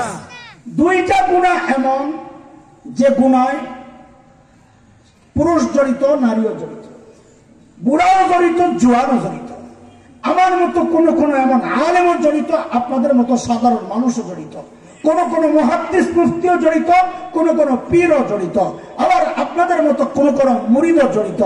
2টা গুনাহ এমন যার মধ্যে একটা গুনার নাম হচ্ছে গীবতের গুনাহ। স্বীকার করে পান্তাভাত হয়ে গেছে এখন কি দুইজন বসলে তৃতীয় আরেকজনের সমালোচনা শুরু হয়। আর ফেসবুক তো গীবত প্রোডাকশনের মেশিন, মোবাইল গীবত প্রোডাকশনের মেশিন, সারাক্ষণ চলছে। 2 নম্বর গুনাহ, যে গুনাহ এই সমাজের প্রায় সবাই জড়িত, সেটা হচ্ছে টাচ মোবাইলের গুনাহ। পারলে অস্বীকার করে। কয় গুনাহ বললাম? খেয়াল করে। আরো 2টা গুনাহ আছে, যে গুনাহ এই সমাজের প্রায় সব পুরুষ জড়িত, প্রায় পুরুষ। একটা হচ্ছে সেটা দাড়ি কাটার গুনাহ। পারলে অস্বীকার করে। এই সমাজ না দেখলে হয়তো নাও বোঝা যাইতে পারে। আপনি রাস্তায় যান, হাটে যান, ঘাটে যান, কলেজ ইউনিভার্সিটিতে যান, এই সমাজের অধিকাংশ পুরুষ দাড়ি কাটে। কথা বলেন না আপনারা? 4 নম্বর হচ্ছে এই সমাজের অধিকাংশ পুরুষ টাকনোর নিচে কাপড় পরার গুনায় জড়িত। রাস্তায় দাঁড়ায় দেখেন, পারলে অস্বীকার করেন। কয় গুনাহ গেল? তাড়াতাড়ি বলেন। 5 নম্বর গুনাহটা অনেকে নিতে পারবে, এক আশ্চর্যজনক গুনাহ। বিশেষ করে আমার মা বোনরা তো আমার উপর আজকে খেপেই যেতে পারে, আমি মাফ চাইয়া নিচ্ছি। বোন, আমরা আপনাদের শত্রু না, হিতাকাঙ্ক্ষী। সেটা হচ্ছে যে গুনায় এই সমাজের অধিকাংশ পর্দানশীল নারী জড়িত। কেমন লাগে না কথাটা? একটু কেমন কেমন লাগতেছে না? পর্দা করে যেই নারীরা গুনায় জড়িত, পর্দা ছাড়াগুলোর হিসাব আলাদা। পর্দা করে অধিকাংশ পর্দানশীল নারী যে গুনায় জড়িত। আপনি বললে কিভাবে সম্ভব? হ্যাঁ, সম্ভব। আপনি কোরআন আল কারীমের সূরাতুন নূর 18 নম্বর পারা 30-31 নম্বর আয়াতের তাফসীর পড়েন তো আপনার মাথাও ক্লিয়ার হয়ে যাবে। ওই 30 নম্বর আয়াতে আল্লাহ পুরুষের পর্দা সম্পর্কে বলেছেন, 31 নম্বর আয়াতে আল্লাহ মেয়েদের পর্দা সম্পর্কে বলতে গিয়ে একটু বলেন, ওয়ালা ইউদ্দিনা যিনাতাহুন্না, মেয়েরা যেন তাদের সৌন্দর্য প্রকাশ না করে। বড়রা বলেন এটাই হচ্ছে পর্দার মূল পয়েন্ট। কাজেই কোন নারী যদি ছালার চট গায়ে দিয়ে নিজের সৌন্দর্য গোপন করে তো ইসলাম বলবে সে শরিয়া অনুযায়ী পর্দা করেছে। কোন নারী যদি ঘরের কাঠামো দিয়ে সৌন্দর্য গোপন করে তো ইসলাম বলবে সে শরিয়া অনুযায়ী পর্দা করেছে। কিন্তু কিন্তু কোন নারী যদি ঝিকঝাক বোরকা, রং বেরঙের বোরকা, আকর্ষক টাইট ফিট বোরকা, ডিজাইনের বোরকা পরে পর্দা করে, ইসলাম বলবে সে শরিয়া অনুযায়ী পর্দা করে নাই। কেন? শরীয়তের পর্দার উদ্দেশ্য হচ্ছে সৌন্দর্য গোপন করা। দুঃখজনক হলেও সত্য, চরম এক বাস্তবতা।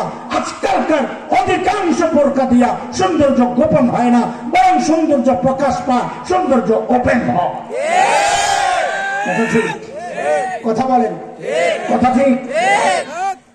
খেপে যাবে অনেকেই, আমাদের দায়িত্ব বলা। এই তাড়াতাড়ি বলেন, কয়টা গুনার কথা বললাম? কয়টা গুনাহ মুখস্থ করেন? কয় গুনাহ?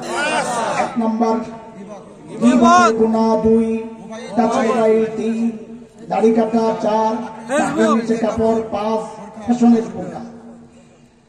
আজকালকার বোরকা যে ফ্যাশন করে, এটার একটা ছোট্ট 2টা উদাহরণ দিই, ছোট্ট প্রমাণ। 6-7 বছর আগে কুমিল্লা ক্যান্টনমেন্টে একটা মেয়েকে ধর্ষণ করে হত্যা করা হয়েছিল। কি নাম? শাহবাজ। হুজুর বড় স্মার্ট হয়ে যায়।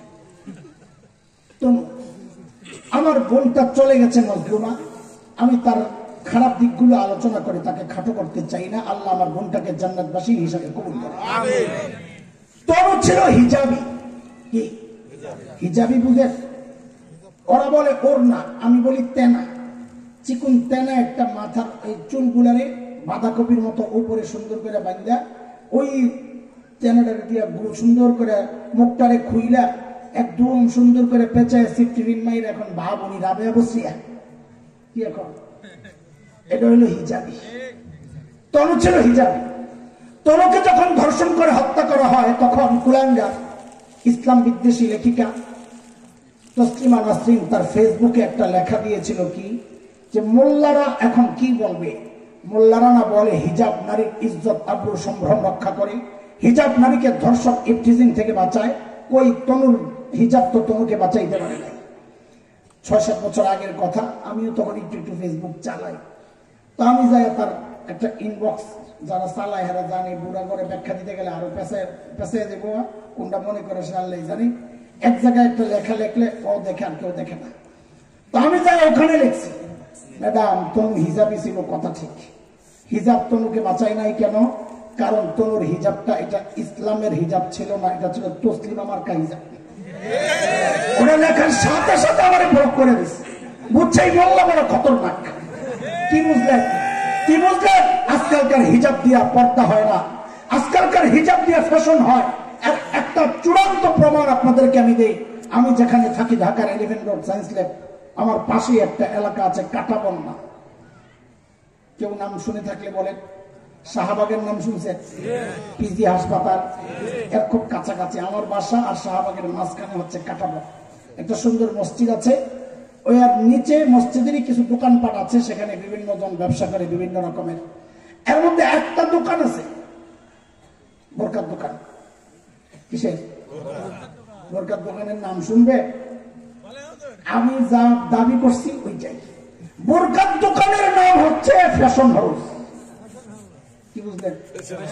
কি বুঝলেন? বোরকার দোকানের নাম।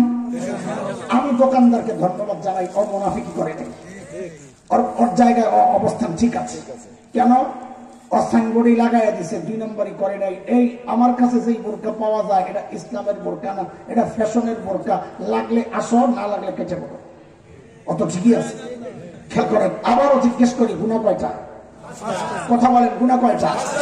আমাদের মূল পয়েন্ট ধরার ওইটাও না, আমাদের হতাশার জায়গাটা আমার আপনাদের কাছে আসছে এত করে। সেটা হচ্ছে এই গুনাহগুলোতে এই সমাজের যারাই জড়িত, আমাদের আফসোসের জায়গাটা হচ্ছে অধিকাংশই এই গুনাহগুলোর গুনাই মনে করে না। কথা ঠিক? ঠিক যে কেমনি বুঝবেন? প্রমাণ নয়। আপনাদের ঢাকা যাইতে পরে টাঙ্গাইলের এক নাট বল্টু ঢিলা এমপি ছিল, কথাবার্তা বলতো লাগাম ছাড়া, এখনো চালাইতেছে। মুক্তিযোদ্ধার একটা সার্টিফিকেট আছে, ওই লাগাইয়া সাইনবোর্ড লাগাইয়া যা ইচ্ছা তাই কয়। এবারের নাম কি? না কাদের সিদ্দিকী, উল্টা পাল্টা কথা কম কয়। আব্দুল লতিফ সিদ্দিকী। কথাবার্তার কোনো লাইন নাই। ওই কিছুদিন আগে গেছে এক মাহফিলে। নেতাদের তো মাহফিল দেখলে হুশ থাকে না। আপনাকে মাহফিলে না নেতাকে নাম নাই। অনেক জায়গায় এখন ক্যাঞ্চা লাগায় 2 গ্রুপ। মাহফিল বন্ধ কেন? আমার নেতার নাম আসে নাই কেন? এক জায়গায় মাহফিল ছিল, একদিন যাই দিই 2 দিন। কি ভাই তুমি মনে একদিন হয়, সবসময় আমি করি। হুজুর এই বছর 2 দিন কেন? এক নেতারে নাম দিছে দেখি আরেক নেতার পোলাপাইন কইছে মাহফিল করতে দিব না। পরে 2 দিন করে 2 নেতারে 2 দিন দিয়ে দিচ্ছে। ভালোই হয়েছে, নেতারা ঝগড়া হলে মাহফিল 2 দিন হয়ে যায়। তো নেতারা কেন যায়? কারণ ওরা ডাকলে তো আপনারা ওইভাবে আসেন না, ওই সুযোগটা কাজে লাগায়।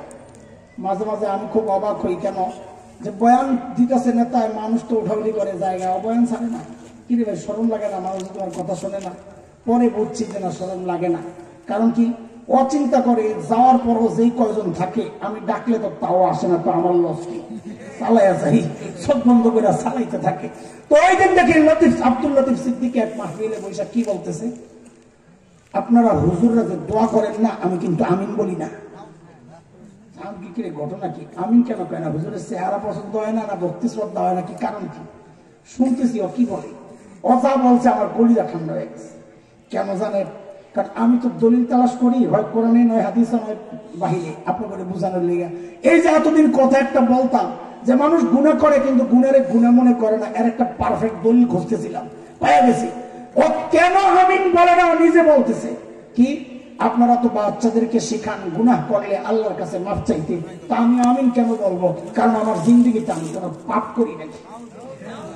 আরে কে বলতেছে আমার জিন্দেগিতে আমি কোনো পাপ করি নাই? কে বলতেছে? দাড়ি কাটা পাপ। আরে হেঁটে পড়ে কি নাই? দাড়ি কাটা পাবলিক তো আমার জিন্দেগিতে আমি কোনো পাপ করি নাই। দাড়ি কাটছে সারা জিন্দেগি, হ্যাঁ বলে তাও পাপ করে নাই। তার মানে কি? ও গুনারে গুনাই মনে করতেছে না। আমি কি কথা বুঝাইতে পারতেছি? গুনারে কি মনে করতেছে না? পয়েন্ট। আমাদের বড়রা ওলামারা বলেন, এই সবাই খুব ভালো করে শোনেন, কথাগুলো কাটা কাটা হচ্ছে, কিন্তু কথাগুলো আমার আপনার জন্য অনেক বেশি জরুরি। ওলামারা বলে, বুজুর্গরা বলে, গুনাহ করা অবশ্যই মারাত্মক অপরাধ, কিন্তু মনে রেখো, গুনাহকে গুনাহ মনে না করা গুনাহ করার চেয়ে বড় অপরাধ। বলে কথাটা খেয়াল করেন, গুরুত্বপূর্ণ কথা। গুনাহ করা অবশ্যই, কিন্তু গুনারে গুনাহ মনে না করা গুনাহ করার চেয়েও। কেন? কেন এটা? ওই কেনর জবাব খুঁজবো এখন।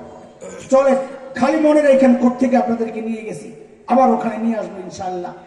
শয়তানকে যখন আল্লাহ তাড়াইয়া দিচ্ছিলেন তুই বাইরে, তো শয়তান তখন আল্লাহর কাছে 3টা আবদার করছিল। কয়টা?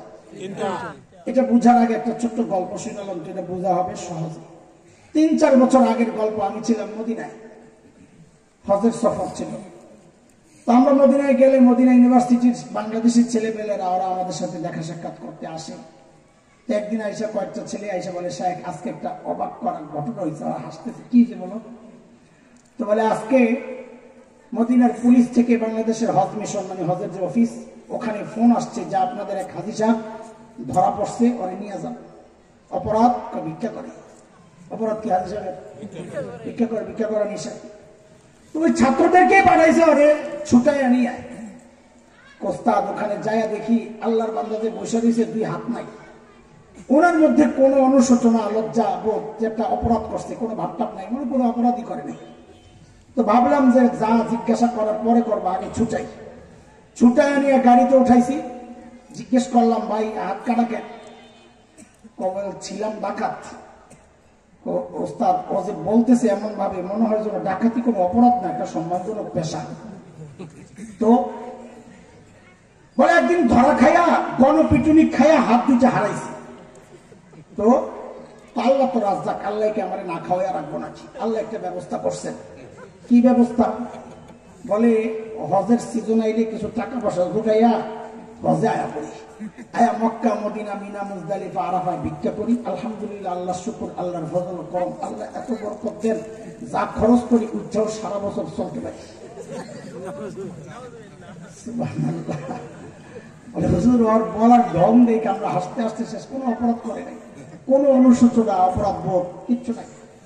অফিসে বসায় রাখছে, গল্প শোনে, অফিসে বসায় রাখছে, ওকে দেশে পাঠাই দিবে। এই তো নিশ্চিন্তে বসে বসে। ও যখন বুঝছে যে ব্যবসা ভালো না, আমার দেশে পাঠাই দিব, বলে হঠাৎ রাগ হইয়া কয় কি, আপনারা কি আমার দেশে পাঠাই দেওয়ার চিন্তা করতেছে? করবো না বেড়া, যা করছো কি মান ইজ্জত রাখছিস কিছু? ও বলে কি জানেন, এটা হলো পয়েন্ট। ও বলে কি, আপনারা আমার দেশে পাঠাই দিবেন তো দেখ, কিন্তু আপনারা কি আমার খালি হাতে পাঠাই দিবেন, কিছু দিবেন টিবেন না? এই গল্প শুই না আমার তখন শয়তানের কথা মনে পড়ছে। ঠিক শয়তানকে আল্লাহ যখন কইছে কাল ফাখরুজ মিনহা ফাইন্নাকা রাজিম, তুই বাইরে। তো শয়তান কয় আমারে যে বাইর করে দিবেন, কিছু দিবেন টিবেন না? তা আল্লাহ কত কি লাগবো?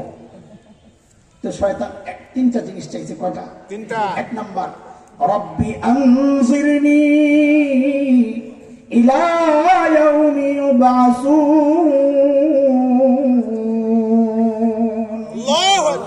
আল্লাহ আমাকে হায়াত দেন। কোন পর্যন্ত? আলেমরা বললেন না, সাধারণরা বলেন কোন পর্যন্ত?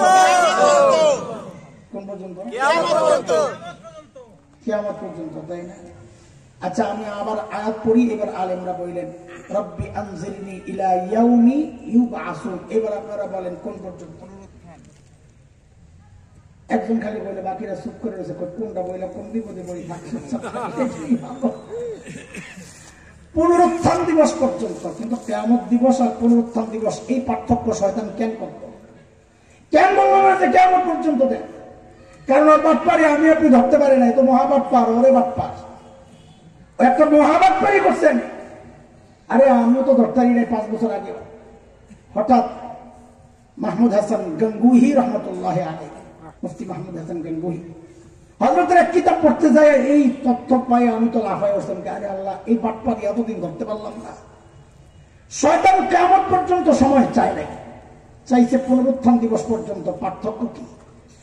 হযরত ইসরাফিল সিংহায় ফু দিবেন 2 বার। প্রথমবারের ফুয়ের সাথে কুল্লু শাইইন হালিক ইল্লা ওয়াজহা, আল্লাহ ছাড়া সব ধ্বংস হয়ে যাবে।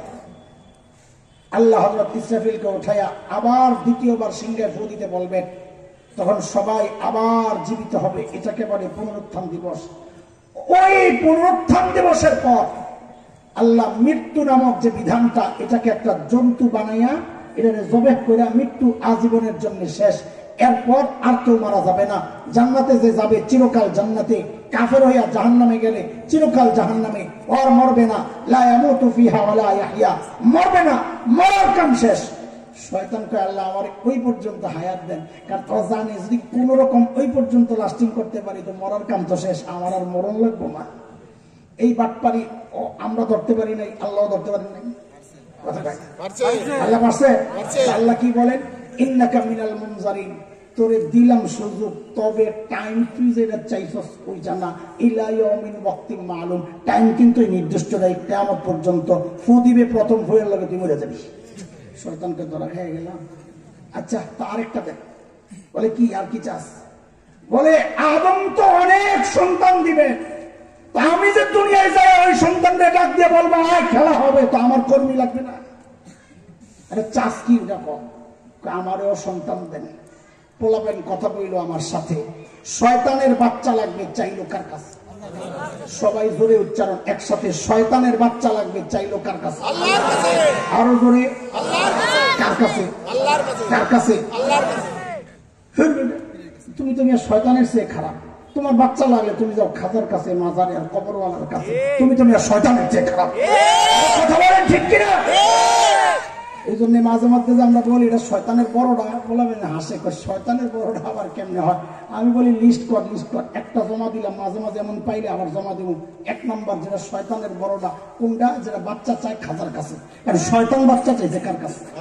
তার মানে কি এই জায়গায় শয়তানের আকীদা এই মাজার পন্থীর চেয়ে ভালো।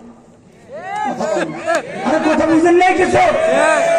আকীদা কাটতে ভালো, কার থেকে? কার থেকে ভালো? মাজার পন্থী থেকে। কেন চায় মাজারওয়ালার কাছে? শয়তান চাইছে কার কাছে? আল্লাহ যা তোর বাচ্চা হইব, যা শয়তানকে এবার খেলা হবে। আপনারা মনে মনে চিন্তা করতেছেন শয়তান এটা কইছে বানায় বানায় এখন, শব্দ এটাই বলে নাই, ভাব এটাই ছিল। বিশ্বাস না হয় আপনি আজকে যা কোরআনের তাফসীর খোলেন, সূরা আরাফ আয়াত 16, 17, 8 নম্বর পারা পৃষ্ঠা 11, আর যদি হাফিজি কোরআন খোলেন একদম 5, 6, 7, 8 এই আয়াতগুলো পড়েন, দেখবেন শয়তানের কথা এগুলাই। قال فبما أغويتني لأقعدن لهم صراطك المستقيم ثم لآتينهم من بين أيديهم ومن خلفهم وعن أيمانهم وعن شمائلهم ولا تجد أكثرهم شاكرين. শয়তান কই খেলা হইল? আল্লাহ যে 2 সুযোগ দিছে, এই সুযোগ দিয়ে তো আমি বাইরে না গন্ডগোল লাগাবো। আরেকটা সুযোগ চাই, বলে কি ভিতরে ঢুকে সিফাসনা দিয়ে ঢুকে একটু দমদম লাগাই দেব না? কি চাস? আপনার বান্দার ভিতরে ঢুকতে চাই।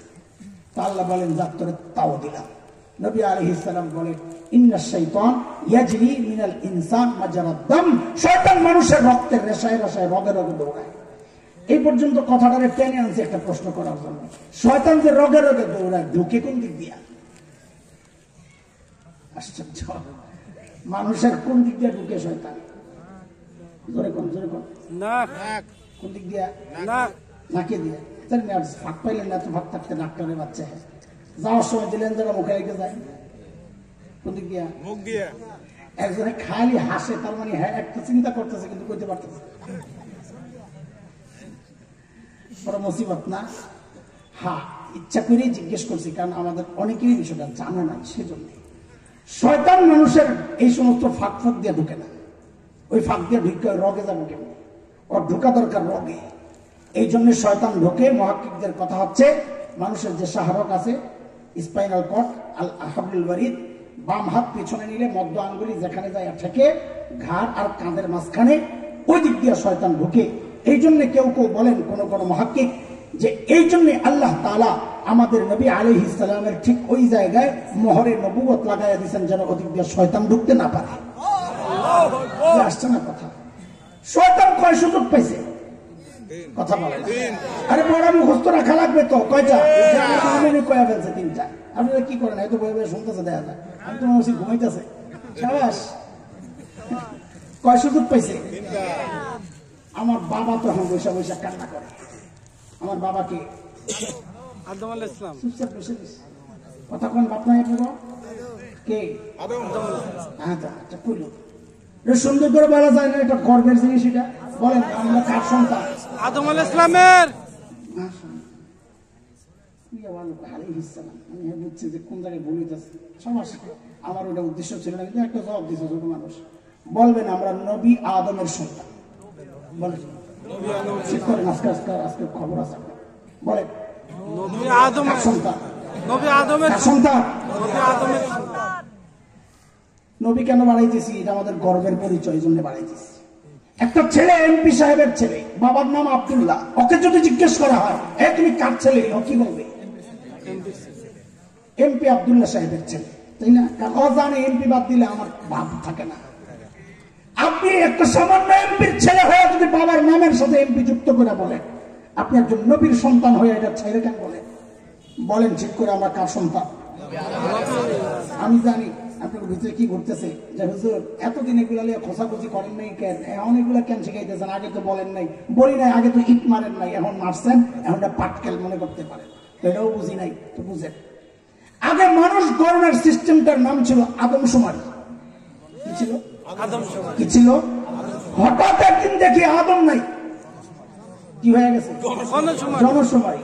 কাউকে জিজ্ঞেস করছে নাই আদম কই গেল রে ভাই, আদম কেন কাটছে না, আদম আমাদের কোন দিকে খোঁচায় জিজ্ঞেস করেন নাই, কারণ ওরকম মাথা নষ্ট হয়েছে এক বেটার কারণে।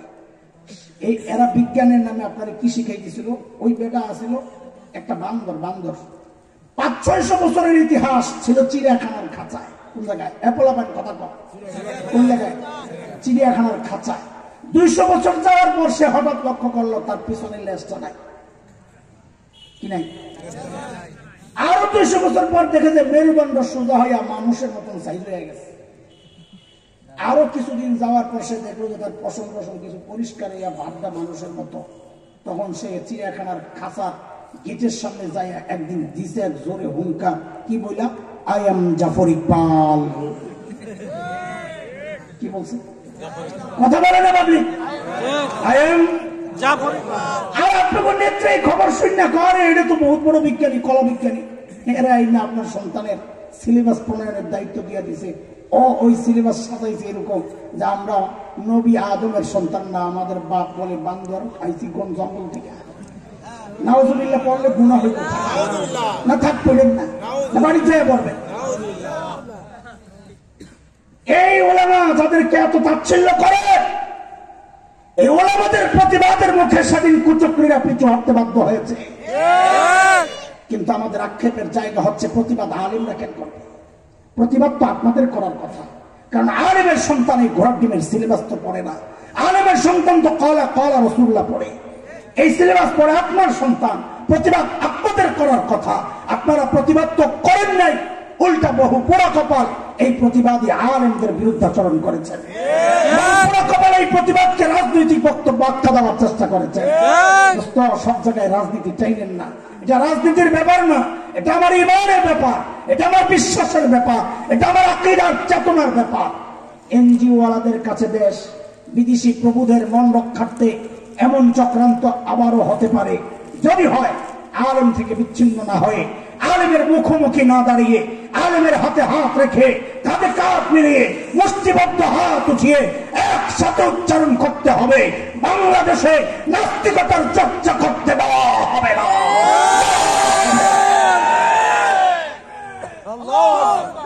আছেন তো সাথে নাকি?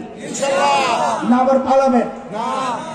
হেলিকপ্টার দেখলে তো হুঁশতায় না, খাওয়ানোর সময় পায় না। ইমানদার পালায় না, কোন ইমানদার পালায় না? ফখরুল সাহেবের বাড়িও তালাশ করে না। জায়গা দিবেন তো বাবার কাছে। ইমানদার ময়দান তালাশ করে, ময়দান। আরে কথা বলো, শাহাদাতের তামান্না যারা লালন করে তারা পালায় না। তারা তো রক্ত দেওয়ার জন্য প্রস্তুত থাকে, দিন জিন্দার জন্য, স্বাধীনতা সার্বভৌমত্ব রক্ষার জন্য। আল্লাহ কবুল করে। আমার বাপে তো বৈশা বৈশা কান্না করতেছে। আরে সন্তানের জন্য কত দরদ। বাচ্চারা তো চিন্তা করে নগদ, বাপ মা চিন্তা করে সুদূর প্রসারে। কি বলে? একটারে দেখছে আদা ময়দা মাখা, পাগল হয়ে গেছে, বিয়ে করে ময়দা মাখা, মনে করছে আদা, বিয়ে করলে পাগল হয়ে গেছে। বাপে খবর তো বললো, দেখা আরে এই মায়ের পরিবার ভালো না, মা ওর বাবার জীবনটারে জাহান্নাম বানাই লেছে। বুঝাইছে রে ওর মার স্বভাব ভালো না, ওর বাপের জীবন জাহান্নাম বানাই লেছে, তোর জীবনও জাহান্নাম বানায় ছাড়বো এই মেয়ে। বলার জবাব, আমি লাগলে জাহান্নামে যাবো, অর্ডারে বিয়ে করবো। কিন্তু বাপের চিন্তা তো ভবিষ্যৎ। আমার বাবা আদম বসে বসে কান্না করতেছেন। কি আল্লাহ জিজ্ঞেস করছেন কেন কান্না করেন? বলে সব সুযোগ সুবিধা দিয়ে দিলেন শয়তানরে, আমি আমার সন্তানকে নিয়ে এর সাথে টিকবো কেমনি, আমারও কিছু দেন। তো আল্লাহ 1 নম্বর সুযোগ একটা দিয়েছেন। কি? আল্লাহ বলে মান জাআ বিল হাসানাহ ফালাহু 10 আমসালিহা ওয়া মান জাআ বিস সাইয়্যাহ ফালা ইউজজা ইল্লা মিসলাহা। আপনার সন্তান নেকি করবে একটা, আমি উঠায়া দিব 10টা। গুনাহ করবে একটা, উঠবে একটা, অটোমেটিক শয়তান পরাজিত হবে, তাই না? কথা বলেন না, তাই না? তাই না? হ্যাঁ। কিন্তু আমার বাপে তাও বসে বসে কান্না করে। কি ব্যাপার, সুযোগ তো দিলাম, কান্না করেন কেন? আল্লাহ আমার যে সন্তান ওগুলা নেকি একটা করলে না আপনি এটাকে 10 বানাইবেন, অত গুনাহ ঠিকই চালু থাকবে, চালু রাখবে, নেকি তো করবে না। ফজরও মিস যাবে, এশাও মিস যাবে, মোবাইল তো আর হাত ছাড়া হয় নাই।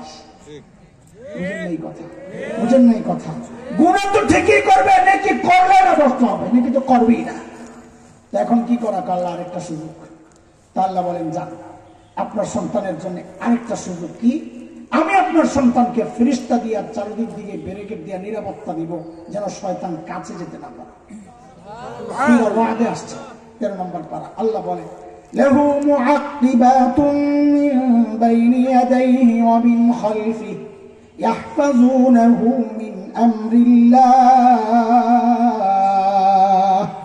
নবী বলেন আমরা যেমন খাবার থেকে মাছি তাড়াইয়া দেই, ফেরেশতারাও আমাদের চারপাশ থেকে এইভাবে শয়তানকে তাড়াইয়া দেয়। আমার বাবা তাও কান্না করে। কি এখন কান্না করেন কেন? দিলাম তো নিরাপত্তা। আমার বাবার চিন্তা কি জানে? আরে বাপ বলে কি আল্লাহ ফেরেশতা দিয়ে নিরাপত্তা দিবেন যেন শয়তান কাছে যেতে না পারে, এর চেয়ে নিরাপদ জায়গা জান্নাতে তো আমি নিজেই ছিলাম, তাও তো ধরা গেছে। অত কাছে যায় ঢোকা দেয় না, অত দূরের থেকে রিমোট কন্ট্রোল দিয়ে খালি চ্যানেল পাল্টা, অস্ত্র কি মাশা শয়তান। আল্লাহ আমার বাপ কয় আল্লাহ আমারে আরেকটা সুযোগ দেন। তো আল্লাহর জবাবের ঢংটা এমন, নবী আদম আপনি বাবা, আমি রব। বলেন না আল্লাহু আকবার। আপনি বাবা, আমি রব। আপনার চেয়ে আমার বান্দার জন্য মায়া 1000 কোটি গুণ বেশি। আমি আমার বান্দার জন্য একটা চূড়ান্ত সুযোগ রেখে দিয়েছি। কি সুযোগ? আমার বাবা শোনার জন্য পাগল হয়ে আছেন। আল্লাহ বলেন আমার বান্দা গুনাহ করতে করতে করতে করতে জীবনটা পার করে দিয়েছে। জীবনের শেষ সময়ে যায় যদি শুধু একবার চিন্তা করে আরে যা করছি ভুল করছি, আমার দরবারে এসে যদি বলে আল্লাহ যা করেছি ভুল করেছি, আল্লাহ মাফ চাই, আমারে মাফ করে দেন, আমি আমার বান্দার জিন্দেগীর সব গুনাহ খাতা মাফ করে দিব। কয় গুনাহ? সব গুনাহ। গুনাহ করতে 50 বছর, একবার মাফ চাইলে সব মাফ, এটাও সম্ভব। আগে তো বুঝতে পারি না, কেন অল ডিলেট সিস্টেম দেখে বুঝে যাওয়া। ঠিক আছে, মোবাইল কম্পিউটার আমার আপনার নিজের হাতের বানানো, ওইখানে যদি অল ডিলেট টিপ দিয়া 50 বছরের ফাইল গায়েব করা যায়, তা আল্লাহ তাআলা আমাদের গুনার ফাইলে অল ডিলেটে টিপ দিয়া সব একবারে মুছতে পারেন কি পারেন? পারেন কি পারেন? আমার বাপ তো এবার মহা খুশি। আল্লাহ এই যদি মাফি যদি করে দেন তো আমার কোনো টেনশন নাই, আমি এই অফার নিয়ে আমার বাচ্চাকে নিয়ে চলে যেতেছি। আমার বাপ খুশি হইলে কি হবে? পাশের থেকে তো শয়তান লাফায়া উঠছে, কি বললেন এটা? সব যদি মাফি করে দিবেন, আমার ওই ঘোড়ার ডিমের 3 সুযোগ দিয়েছেন কোন কামের জন্য? আমি অনেক যে করুন, আসলে তো বেচারার টেনশনের কথা। সারাদিন আমি মেহনত করলাম, অপরাধী বানালাম, বিকালে ও কানলো, তওবা করলো, আপনি দিলেন চাইরা, তো আমার লাভ হইল কি? শুনে আল্লাহরে তখন শয়তান একটা হুমকি দিছিল। এই কথা কোত্থেকে চাই না আনছি, মনে আছে কিনা? গুনারে গুনাহ মনে না করা কেন গুনার চেয়ে বড় অপরাধ, মনে আছে? কেন জবাব খুঁজতে খুঁজতে এই পর্যন্ত আইছি। এইবার শোনেন কেন শয়তান তখন বলে আল্লাহ বান্দার জন্য এত দরদ এত মায়া, বান্দা তওবা করলে সব মাফ করে দিবে, দেন দেন। আমি শয়তান অবাক করব, কি করবি তুই? বলে আমি আপনার বান্দারে দিয়া এমন গুনাহ করাবো যেন সে তওবাই না করে। তওবা করলে না মাফ করবে, আমি এমন গুনাহ করাবো যেন তওবা না করে, তাইলে তো ধরা গেছে। মুহাক্কিক আলেমরা পেরেশান হয়ে গেছে। আর ওই গুনাহ কোনটা যে গুনাহ মানুষ করে কিন্তু তওবা করে না। খুঁজতে খুঁজতে খুঁজতে খুঁজতে তারা পেয়েছে না, আরে এটাকে তো আমরা খুব নরমালি নেই, একেবারে স্বাভাবিক মনে করি। সেই গুনাহ কোনটা? যে গুনাহ মানুষ করে কিন্তু গুনারে গুনাহ মনে করে না। গুনারে গুনাহ মনে না করলে তওবা কেন করবে? এই ক্যাটাগরির 1 নম্বর সিরিয়াল হচ্ছে বেদাত। কি বলেন? কি বেদাত? ওই গুনাহ যে গুনাহ মানুষ করে কিন্তু গুনারে গুনাহ মনে করে না। গুনারে বেদাতরে গুনাহ মনে করলে তো আর বেদাত হইতো না। বেদাত তো হয় সওয়াব মনে করে করে, সওয়াবের আশায় করে, তো সে তওবা কেন করবে? বুঝতে পারছেন গুনাহটা কত ভয়ঙ্কর লেভেলের? এবার শুধু জানতে চাই, শেষ কথা, অল্প কয়েক মিনিটের মধ্যে আমি শেষ করে ফিনিশিং এ যাবো ইনশাআল্লাহ। গুনাহ ছাড়া দরকার কিনা? বলেন গুনাহ ছাড়া দরকার কিনা? এই ভয়ঙ্কর গুনাহগুলো ছাড়া দরকার কিনা? আমি তো ছাড়তে চাই ইনশাআল্লাহ। আপনারা হাত উঠাইছেন? আচ্ছা, হাত নামান। আমার একটা রোগ আছে, আমি তো শুরুতেই বলছি আমার সমস্যা নিয়ে কথা বলবো। আমার রোগটা হলো আমি ছাড়তে চাই কিন্তু ছাড়তে পারি না। এই সমস্যা তো রাজশাহী নেই, রাজশাহী তো আছে। ছাড়তে চাই, ছাড়তে পারি না, কথা বলেন। আর থাকলে বলেন তো চিকিৎসা দিই, না থাকলে জায়গা আছে না? আসলে এটা রাজশাহী আর হাসান জমিনের একার সমস্যা না, এটা কমন সমস্যা, এটা সবার। এই জন্য সবার জন্য আমাদের বুজুর্গরা কোরআন হাদিস ঘেটে ঘেটে কিছু গুনাহ ছাড়া সহজ ব্যবস্থা রেখেছেন, যে তুমি এইভাবে চলো, এই মানসিকতা মনোভাব লালন করো, তখন গুনাহ ছাড়া না, গুনাহ ছাড়া না অযুবক, গুনাহ করাটা তখন কঠিন হয়ে যাবে। এমন একটা ব্যবস্থা সম্পর্কে আজকে আপনাদের সাথে আমি কথা বলে শেষ করবো ইনশাআল্লাহ, কয়েক মিনিট। আপনাদেরকে শুধু একটা প্রশ্ন করি, আমাকে বুঝে শুনে জবাব দিয়ে। আমরা যখন গুনার চিন্তা করি অথবা গুনার দিকে আগাই অথবা গুনায় জড়াই, দুনিয়ার কেউ না দেখলেও কেউ না জানলেও একজন জানেন, দেখেন, তিনি কি? আল্লাহ। আর একটু জোরে আল্লাহ, সবাই একসাথে আল্লাহ। কথা তো ঠিকই আছে, কিন্তু আমরা এই জায়গায় আল্লাহ বলবো না। এই প্রসঙ্গে সাপোর্টে কোরআনের যে আয়াতটা আমি আনবো, ওই আয়াতে আল্লাহ নিজের যে পরিচয়টা দিয়েছেন আমরা ওইটা বলবো। আমার সাথে বলেন সেটা রব্বে কারীম। সবাই বলেন, আবার বলেন। যেহেতু অনেকের জন্য শব্দটা নতুন, কয়েকবার বলে একটু ইজি করেন, বলেন আবার রব্বে কারীম। এবার আবারও জিজ্ঞেস করি, এইবার জবাব দিবেন ঠিকঠাক। বলেন, আমরা গুনাহ করতে গেলে আমাদেরকে কেউ না দেখলেও একজন জানেন, দেখেন, তিনি কে? রব্বে কারীম। তিনি কে? রব্বে কারীম। এখানে আল্লাহ নিজেই বলেছেন, তিনি যে ডাকেন, কি বলে ডাকেন? তিনি শুধু ডাকেন, দেখেন তা না, ডাকতে থাকেন। কি বলে ডাকেন? সূরা ইনফিতার, আম্মা পারা 5 নম্বর সূরা, 6, 7, 8 নম্বর আয়াতগুলো দেখেন। আল্লাহ বলেন, ইয়া আইয়ুহাল ইনসান মা গাররাকা বিরাব্বিকাল কারীম।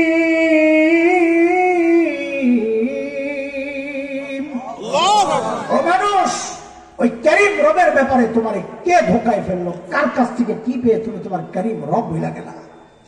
ডাক্তার ওজনটা এখনো আমাদের বুঝে আসে নাই। শব্দগুলো একটু ছোট্ট সংক্ষেপ ব্যাখ্যা আগে একটু শুনি, এই ডাক্তার ওজনটা কত বুঝে আসবে। শব্দ দুইটা, রব্বে কারীম, কারীম আর রব, রব আর কারীম। রব কাকে বলে, কারীম কাকে বলে? আরবিতে কারীম বলে ওই দাতাকে যিনি না চাইতে দেন। বলেন আমাকে, কারীম কাকে বলে? চায়া পাইছি না, না চায়া? কান, হাত পা, জিভ। আচ্ছা একবারে বলেন, আমাদের শরীরের কোন অঙ্গটা আমরা আল্লাহর কাছে চায়া পাইছি? যিনি না চাইতেই সব দিয়েছেন তাকে বলে কারীম। কারীম তাকে বলে কারীম। বলেন, তাকে বলে কারীম। দেওয়ার পর আবার এগুলোকে লালন পালন করেছেন, পরিচর্যা করেছেন, সংরক্ষণ করেছেন, নিরাপত্তা দিয়েছেন যিনি, তাকে বলে রব। তাকে বলে রব। ডাক্তার ওজনটা বুঝার জন্য, অর্থ একটু বুঝছেন কিন্তু ওজনটা বুঝার জন্য একটা উদাহরণ শোনেন। আচ্ছা বলেন তো, এই যুবকরা একটু কথা বলে যায় আমার সাথে। মানুষের মধ্যে আমাদেরকে সবচাইতে বেশি ভালোবাসেন কে? আল্লাহ। মানুষের মধ্যে নবী। সবাই বলেন নবীরা। মানুষের মধ্যে সবচাইতে বেশি ভালোবাসেন কে? আরে মার কলিজায় যে কত দরদ আর মমতার মায়া ভালোবাসা, এটা দুনিয়ার মা ছাড়া কেউ বুঝবে না। আর জানেন আল্লাহ যিনি বানাইছেন। আমি মাঝে মধ্যে খুব অস্থির হয়ে যাই, মনে পড়ে ঘরে ফিরতাম যখন, না মাহফিল পরে, মা জীবিত ছিলেন, তো যাই দেখতাম বিবি বাচ্চা সব ঘুমাইতেছে, মা একা সজাগ। কখনো দেখতাম নামাজে, কখনো দেখতাম হাতুড়ে কাঁদতেছে, কখনো পায়চারি করতেছে। তো মাঝে মধ্যে যাই জড়ায় ধরতাম, মা ঘুমান না। তো কি বলতেন জানে? আরে বলতেন, বাবারে বাহিরে যতক্ষণ থাকো তুমি, আমার তো ঘুম আসে না। এর নাম মা। এই জন্য মাঝে মধ্যে বাচ্চাদেরকে বলি, মা চিনো? তো চিনিতে যে আম্মু না, এটা না মা। মা বুঝো, ঘরে খাবার আছে যা। মা যদি মনে করেন এখান থেকে আমি যদি একটু খাই, তো আমার বাচ্চারা পেট পুরে খেতে পারবে না। মা ওই মানুষ ওই মুহূর্তে প্রচন্ড ক্ষুধা পেটে চাপা দিয়ে একটা অভিনয় করবেন, কি আম্মুর ভালো লাগছে না, বমি বমি লাগতেছে, আম্মু খাবো না, তোমরা খায়। এর নাম কি? ঘরে আপেল আছে 3টা, বাচ্চাও 3টা। মা ওই মানুষ ওই মুহূর্তে একটা অভিনয় করে বলবেন, কি আম্মু আপেল পছন্দ করি না, তোমরা খাও, আম্মু খাবো না। অথচ একটু মন চাইতেছে একটা কামড় আমিও দেই। ঘরে একটা ভালো খাবার তৈরি হলে আমাদের মুখে না দেওয়া যিনি কোনোদিন খান নাই, এই স্যাক্রিফাইস যে মানুষটা আজীবন করেছেন, তার নাম কি? আরে এই জন্যই তো ওলামারা মা আর বাবার কিছু মাসআলা আলাদা করেছেন। যেমন একটা মাসআলা এমন, কোন সন্তান যদি বাবা মার আগে মৃত্যুবরণ করে, তো মাসআলা হইল বাবা সন্তানের লাশের পেছনে পেছনে যেতে পারে, বাবা সন্তানের কবরেও নামতে পারেন। কেন? বাবার কলিজায় মায়া দয়া নাই? আচ্ছা, বাবাও চিৎকার করে করে কান্না করবেন, কিন্তু বাবাকে আল্লাহ ওই শক্তি সামর্থ্য মনোবল দিয়েছেন, বাবা সন্তানকে দাফন করে কান্না করতে করতে উপরে উঠতে পারবেন। কিন্তু কোন মায়ের জন্য সন্তানের লাশের পেছনে যাওয়া চলবে না, কোন মায়ের জন্য সন্তানের কবরে নামা চলবে না। কেন? কারণ দুনিয়ায় এমন কোন মা নাই যে সন্তানকে দাফন করার জন্য কবরে নেমে সন্তানকে সয়া দেয়া সুস্থ অবস্থায় ওই মা আবার উপরে উঠবেন, এমন মা জগতে নাই। বরং সন্তানকে সয়া দেয়া নিজেও লাশ হইয়া শুয়ে পড়ে। আরে ভাই বন্ধুরা, একটু বুঝে শুনে জবাব দিয়েন তো, এই যে মার কলিজায় এত দরদ, এত মায়া, মমতা, ভালোবাসা, কারণটা কি বলেন তো? মা আমার একটা চোখ বানাইছেন, সেই জন্য একটা কান বানাইছেন, একটা হাত, একটা পা, কিছু আঙ্গুল। একবারে বলেন, মা আমার শরীরের কি বানাইছেন? কি বানাইছেন? বলেন বলেন, কি বানাইছেন? কিছুই না, কিছুই না। অল্প কয়েকদিন ভাড়াটিয়ার মতো পেটে ধারণ করেছেন, হওয়ার পর লালন করেছেন। তাতেই মার কলিজায় এত মায়া। মা আমার কিচ্ছু বানান নাই, তাতেও মায়ের কলিজায় এত মায়া। আহ আহ তাইলে যে আল্লাহ আমার চোখ বানাইছেন, ওই আল্লাহর কত মায়া। আল্লাহু আকবার। যে আল্লাহ তোমার হাত পাও বানাইছেন, ওই আল্লাহর কত মায়া। যে আল্লাহ আমাকে এত এত নিয়ামত দিয়া বাঁচায় রাখছেন, ওই আল্লাহর কত মায়া। বলে কত মায়া, তুমি বুঝো না? দেখো না, ও যুবক খেয়াল করো না? আরে আমি আর তুমি যখন দরজা বন্ধ করে গুনাহ করতে থাকি, আমার রবের কত মায়া, ভেতরে গুনাহ চলছে, আর আমার মালিক ওই দরজার নিচে দিয়া বাতাস আর অক্সিজেন পাঠাইয়া দিচ্ছেন যেন আমি মইরা না যাই। আল্লাহু আকবার। আমি আপনি যখন গুনাহে জড়াই, মালিক তখন ওই মায়ার কথাগুলো মনে করিয়ে দিয়ে দিয়ে ডাকতে থাকেন। কি বলে? ইয়া আইয়ুহাল ইনসান মা গররাকা বিরাব্বিকাল কারীম।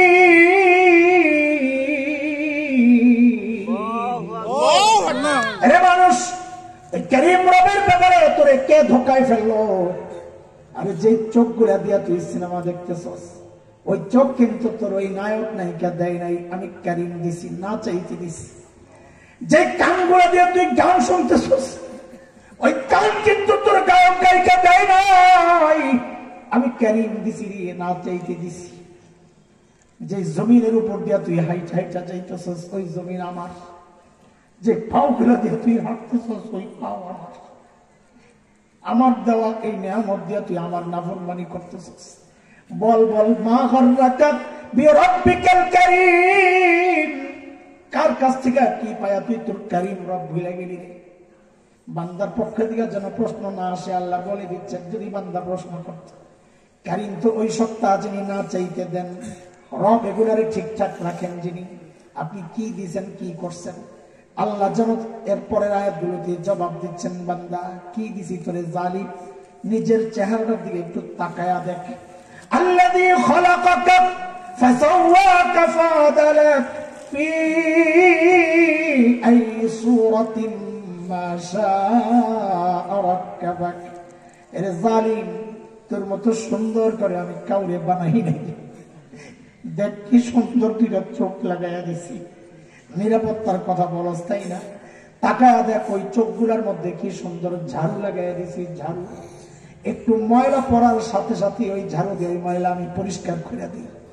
এরে জালিম, তুই যখন ঘুমায় যাস ওই চোখগুলো নিরাপদ হয়ে যায়।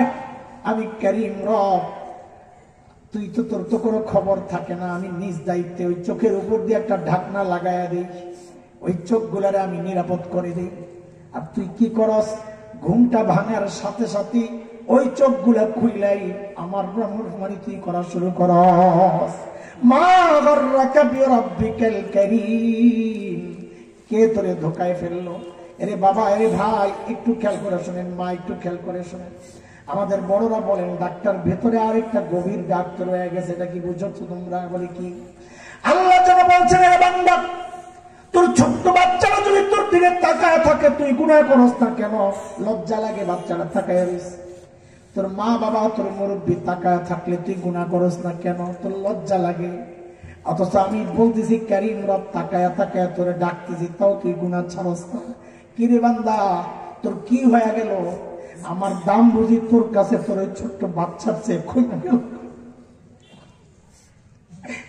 আমার দাম বুঝি তোর কাছে তোর মা বাবার চেয়ে কমে গেল? আমার মখলুকের চেয়ে কমে গেল? ওরা তাকায় থাকলে তুই গুনাহ করস না, তোর লজ্জা লাগে। আর আমি তাকায় তাকায় ডাকতেছি, তাও তুই গুনাহ ছাড়স না। মা গররাকা বিরাব্বিকাল কারীম, কে তোকে ধোকায় ফেলছে? বল, কার কাছ থেকে কি পায়া তুই তোর কারীম রব ভুলে গেলি? বাবা কি বলবো, কিভাবে বলবো? গুনাহ ছেড়ে দে বাবা, মা গুনাহ ছেড়ে দে। চুল পাইকা সাদা হয়ে গেছে, দাড়ি পাইকা সাদা হয়ে গেছে, এখনো গুনাহ ছাড়তে পারেন না, কবে ছাড়বেন বলেন তো? ও বাবা, কবে ছাড়বেন? মা জিজ্ঞেস করি, কবে ছাড়বেন বলেন? আর কত, আর কত, আর কত? আরে থামেন না, হয়েছে তো, কম করা হয় নাই তো জীবনে, এবার একটু থামে। হেরে যুবক, তুমি কিন্তু এমনটা ভাবার কোনো কারণ নাই যে একদিন আমারও চুল পাকবে, দাড়ি পাকবে, আমি সময় পাবো না। রে বাপ, না না। কত বাবাকে দেখলাম সন্তানের লাশ কাঁধে নিয়ে যায়। আরে কে জানে কখন কার মৃত্যু চলে আসে, মালাকুল মউত কখন কাকে খাপ করে ধরে ফেলে। কে জানে এই মজলিসে এমন কেউ থাকতে পারেন যার খবর নাই, সে বসে আছে এখানে কিন্তু তার কাফনের কাপড়টা চলে আসছে দোকানে। কে জানে কালকে খবর পাইতে পারেন বয়ান করে গেল মাওলানা হাসান জামিল তো দুনিয়ায় নাই। এর যুবক, আমার কথাগুলো যদি তোদের হৃদয় টাচ না করে, নাও করতে পারে, আমি পাপী মানুষ, এর চেয়ে ভালো করে বোঝানোর ক্ষমতা আমার নাই রে বাপ। আমি শেষ একটা চেষ্টা করে দেখতে পারি যদি তোরা চাস। কি সেটা? শুন, খেয়াল করে আমি বলি, তোরা আমার সামনে আয়। ও যুবক, আমার সামনে আয়, তোদের পাওগুলা আমার সামনে মিলা দে। আমি ওই পাওগুলারে জড়াইয়া ধইরা পয়সা পয়সা সারা রাত কান্না করি।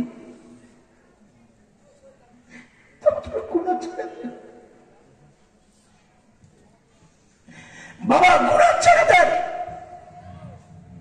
মা গুনাহ ছেড়ে দে। আরে গুনাহওয়ালা চোখগুলা নিয়ে মালিকের সামনে কেমনে দাঁড়াবো বলেন তো? আমি দাঁড়াবো, চোখ বলবে আল্লাহ এটা অপরাধী, এই গুনাহ করছে। এই গুনাহওয়ালা কান নিয়ে মালিকের সামনে কেমনে দাঁড়াবো? এই গুনার হাত পাও নিয়ে মালিকের সামনে কেমনে দাঁড়াবো যখন আমার এই অঙ্গ প্রত্যঙ্গ গুলো আমার বিরুদ্ধে আমার মালিকের আদালতে সাক্ষী? উপায় কি বলেন? গুনাহ ছাড়বো ইনশাআল্লাহ। বলেন ইনশাআল্লাহ। হতাশ হয়েন না, হতাশ হয়েন না। আমি আপনাদেরকে যেন উদাস না হন এই জন্য বলতেছি, হতাশ হওয়ার কিচ্ছু নাই। কেন? ওই যে আমার বাবারে আমার মালিক একটা অফার দিছিলেন, ভুলে গেছে? হতাশ কেন হবে? আমার মালিকের একটা সুন্দর নাম আছে, যেন আমরা হতাশ না হই। আমার মালিকের একটা নাম হচ্ছে গফফার। কি বলেন? কি? আল্লাহু আকবার বলেন, চিৎকার করে আল্লাহু আকবার। গফফার চিনেন? হ্যাঁ, এই কথা বলেন, গফফার চিনেন? আল্লাহ আল্লাহ আল্লাহ। এর দোস্ত শুনেন, শুনেন শেষ কথা। দুনিয়ার সবাই অপরাধী খুঁজে শাস্তি দেওয়ার জন্য, এমনকি সন্তান অপরাধ করলেও বাবা মা খোঁজেন শাস্তি দেওয়ার জন্য। গফফার ওই মালিকের নাম, যিনি অপরাধীরে খোঁজেন মাফ করার জন্য। প্রতি রাতে শেষ রাতে সেই ডাকতে থাকে, আলা মিন মুস্তাগফিরিন ফাগফির আলাহ। এই কে কে গুনাহ করছস, আয় আয় আমার কাছে, আয় আমার কাছে, মাফ চা, আমি মাফ করে দিব। বান্দা যেন হতাশ না হয় এমন বহু হাদিস আছে। কি সেটা? বান্দার দিলের মধ্যে যদি ওই জিনিস ঘুরে, আরে আমার গুনাহ তো অনেক, আমারও কি আল্লাহ মাফ করবেন? আল্লাহ তারেও ডাকে, আয় মাফ চা। বলে আল্লাহ আপনি মাফ করবেন কত? তো গফফারের পক্ষ থেকে জবাব আসে, বান্দারে তুই গুনাহ করছস যত। বলে মাফ করবেন কত? বলে গুনাহ করছস যত। বলে তাও একটু বলেন না কত? তো আল্লাহ হাদিসে কুদসি আল্লাহ বলেছেন, নবী আমাদেরকে শোনাইছেন, আমার বান্দার গুনাহের পরিমাণ যদি সারা দুনিয়াটা ভরে যায়, ভরতে ভরতে ভরতে ভরতে উপরে স্তূপ হইতে হইতে হইতে হইতে ওই সুদূর আকাশ, নক্ষত্র কত দূর বিজ্ঞানীরা আবিষ্কার করেছেন, লক্ষ লক্ষ কোটি মাইল দূরে আকাশ কত দূর, সীমানা কোথায়, আবিষ্কার থাক দূরের কথা, এখন পর্যন্ত কল্পনাও তারা করতে পারে নাই। আল্লাহ বলেন আমার বান্দার গুনার পরিমাণ যদি সারা দুনিয়া ভরে যায়, ভরতে ভরতে যায়, যদি ওই আকাশের সাথে যায় লাগে, এরপরেও যদি আমার বান্দা আমার কাছে মাফ চায়, লা উবালি, আমার কোনো পরোয়া নাই, মাফ চাওয়ার সাথে সাথে আমি আল্লাহ তার জিন্দেগীর সব গুনাহ মাফ করে দিব। আল্লাহু আকবার, আল্লাহু আকবার। এমন রব থাকার পরেও যারা গুনাহ নিয়ে ঘুমাইতে যায়, গুনাহ নিয়ে চলছে, ওদের মতো পোড়া কপাল আর কে আছে বাপ? আল্লাহ তাআলা আমাদের সবাইকে গুনাহমুক্ত জীবন দান করেন, অতীতের সমস্ত গুনাহ খাতা মাফ করে দেন। দুইটা প্রতিজ্ঞা করে চলে যাব ইনশাআল্লাহ। এক নম্বর বলেন আমার সাথে, নেকি যতই ছোট হোক, বলেন নেকি যতই ছোট হোক, সবাই বলেন ওয়াদা, নেকি যতই ছোট হোক, নেকি যতই ছোট হোক, নেকি যতই ছোট হোক, নেকি যতই ছোট হোক, ছাড়বো না। বলেন ছাড়বো না ইনশাআল্লাহ। গুনাহ যতই ছোট হোক করব না ইনশাআল্লাহ। এই ওয়াদার উপর চলতে পারলে ইনশাআল্লাহ জীবন কামিয়াব। আল্লাহ আমাদেরকে কবুল করেন, এইভাবেই জীবন গড়ার তৌফিক দান করেন। আমাদের রাজশাহীর অন্তর্গত এই দুর্গাপুর থানার হাজরাত উলামায়ে কেরাম বড় মেহনত পরিশ্রম করে, নিজেদের পকেটের টাকাও দিতে হয়, আমি যতটুকু জানি। আপনাদের কিছু সহযোগিতা সব মিলে তারা যে সুন্দর আয়োজনটা করে, গোটা রাজশাহীর মধ্যে একটা অন্যতম, এই ঘরানার আর কি অন্যতম শ্রেষ্ঠ প্রোগ্রাম এটা। আমারও তো এক যুগের কাছাকাছি হয়ে গেছে, আসতে আসতে 1 বছর বাকি আছে না। আল্লাহ হেফাজত করুক যুগ পুরা করা থেকে। আমি কই আল্লাহ আমার বাঁচাক যেন যুগ পুরা করতে না হয়, কয় আমি, তার মানে আর দাওয়াত দিব না আর কি। ঠিক আছে আলহামদুলিল্লাহ, সমস্যা নাই। বাকি ওই যে বছরের মাঝখানে যে পাঠান, হেডি পাঠান চালু রেখেন, দাওয়াত না দিবেন। আল্লাহ তাআলা এই মাহফিলকে কবুল করেন। আপনারা যারা সহযোগিতা করেন সারা বছর, আজকেও করেছেন, করার ওয়াদা করেছেন, সবাইকে আল্লাহ তাআলা এর উত্তম জাযার বিনিময় দান করেন। ভবিষ্যতে আরো ভালোভাবে আপনাদের হৃদয় জয় করতে পারে, আপনাদের হৃদয় পরিবর্তন হয় এমন বয়ান যারা করতে পারেন, এমন বড়দেরকে এনে এনে আল্লাহ তাআলা এই মাহফিলের সৌন্দর্য যেন আরো তারা বাড়াতে পারেন, সে তৌফিক আল্লাহ তাদেরকে দান করেন। এই মাহফিলকে গোটা অঞ্চলের হেদায়েতের জরিয়া আল্লাহ বানায়া দেন। আমি আর আপনাদের কাছ থেকে কোনো ওয়াদা চাই না, একটা অনুরোধ রাখতে চাই। স্বেচ্ছায় তাদের সহযোগী হয়ে যায় ইনশাআল্লাহ, স্বেচ্ছায় সহযোগী হয়ে যায়, বছরে 1000 টাকা দিয়ে 500 টাকা দিয়ে সদস্য হয়ে যায় ইনশাআল্লাহ। ঠকবেন না, আল্লাহ কবুল করেন, আমিন। ওয়া আখিরু দাওয়ানা আলহামদুলিল্লাহি রাব্বিল আলামিন। সুবহানাকাল্লাহুম্মা বিহামদিক আশহাদু আল লা ইলাহা ইল্লা আনতা আস্তাগফিরুকা ওয়া আতুবু ইলাইক। আল্লাহুম্মা সাল্লি আলা সাইয়্যিদিনা মুহাম্মাদিন আবদিকা ওয়া রাসূলিক ওয়া সাল্লি আলাল মুমিনিনা ওয়াল মুমিনাতি ওয়াল মুসলিমিনা ওয়াল মুসলিমাত। ربنا ظلمنا أنفسنا وإن لم تغفر لنا وترحمنا لنكونن من الخاسرين। আয় রব, আয় করিম, আয় আল্লাহ, জিন্দেগীর সমস্ত গুনাহ খাতা মাফ করে দেন আল্লাহ। ভুল করছি, স্বীকার করি, আর করব না আল্লাহ, মাফ চাই, মাফ করে দেন আল্লাহ। বাকি জীবন গুনাহমুক্ত থাকার তৌফিক দিয়ে দেন আল্লাহ। আয় আল্লাহ, এই সুন্দর আয়োজনের পেছনে অর্থ দিয়ে, সময় দিয়ে, শ্রম দিয়ে, পরামর্শ দিয়ে যারা সহযোগিতা করেছেন, আয় আল্লাহ উপস্থিত থেকে যারা সহযোগিতা করেছেন, আয় আল্লাহ সকলের এই আমলকে নাজাতের জরিয়া বানায় দেন আল্লাহ। মালিক, এই মাহফিলকে আপনি কবুল করেন, এই মাহফিলের ওসিলায় গোটা এলাকায় হেদায়েতের নূর চমকায়া দেন। আয় আল্লাহ, এই মাহফিলকে গোটা দুনিয়ার হেদায়েতের জরিয়া বানায় দেন, ভবিষ্যতে আরো সুন্দরভাবে করার তৌফিক দেন আল্লাহ। অনেক জটিলতা, অনেক কষ্ট দায়িত্বশীলদের আমি দেখেছি, চেহারায় হাসি নাই, পেরেশান, কিভাবে শেষ করবে, আল্লাহ সহজ করে দেন, আল্লাহ সহজ করে দেন, আল্লাহ সহজ করে দেন। আমাদের সবাইকে আয় আল্লাহ দায়িত্বশীলদের পাশে দাঁড়িয়ে তাদের সহযোগী হওয়ার তৌফিক দিয়ে দেন আল্লাহ। আয় মালিক, আয় আল্লাহ, বাংলাদেশকে সব রকমের দেশি বিদেশি চক্রান্ত থেকে আপনি হেফাজত করেন আল্লাহ। আমাদের মধ্যে যারা অসুস্থ, আপনি সুস্থতার নিয়ামত দিয়ে দেন আল্লাহ। যারা ঋণগ্রস্ত, ঋণ থেকে মুক্ত করে দেন। অভাবী মানুষের অভাব দূর করে দেন আল্লাহ। বেকারদের কাজের ব্যবস্থা আপনি করে দেন। কৃষকের ফসলে বরকত দিয়ে দেন, ব্যবসায়ীদের ব্যবসায় বরকত দিয়ে দেন।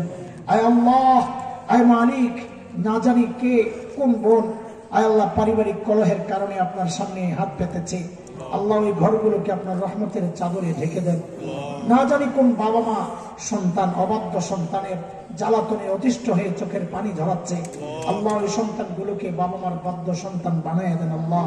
আমাদের সন্তানগুলোকে নেককার, মুত্তাকি, পরহেজগার আয় আল্লাহ আমাদের নাজাতের ওসিলা বানায় দেন আল্লাহ। যে সমস্ত বাবা মা উপযুক্ত সন্তানদেরকে নিয়ে পেরেশানিতে আছেন, বিয়ে শাদীর ব্যবস্থা করতে পারছেন না আল্লাহ, ওই বাবা মার পেরেশানি আপনি দূর করে দেন আল্লাহ। আয় আল্লাহ, কার কি আরজি আমি জানি না, প্রত্যেকের দিলের নেক আরজি আপনি পুরা করে দেন আল্লাহ। ওয়া সাল্লাল্লাহু আলা সাইয়্যিদিনা মুহাম্মদ ওয়া আলিহি ওয়া সাহবিহি আজমাইন। সুবহানা রাব্বিকা রাব্বিল ইজ্জাতি আম্মা ইয়াসিফুন ওয়া সালামুন আলাল মুরসালিন ওয়ালহামদুলিল্লাহি রাব্বিল আলামিন।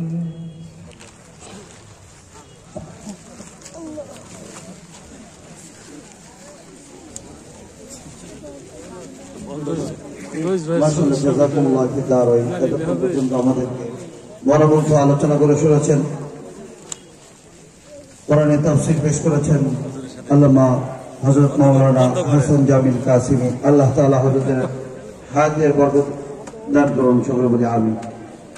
আমরা যারা স্বেচ্ছায় দান করতে ইচ্ছুক, আপনারা জানেন এত বড় একটা প্রোগ্রাম, 2 দিন ব্যাপী তাফসীর ও কোরআন মাহফিল, এই মাহফিলে অনেক খরচ হয়।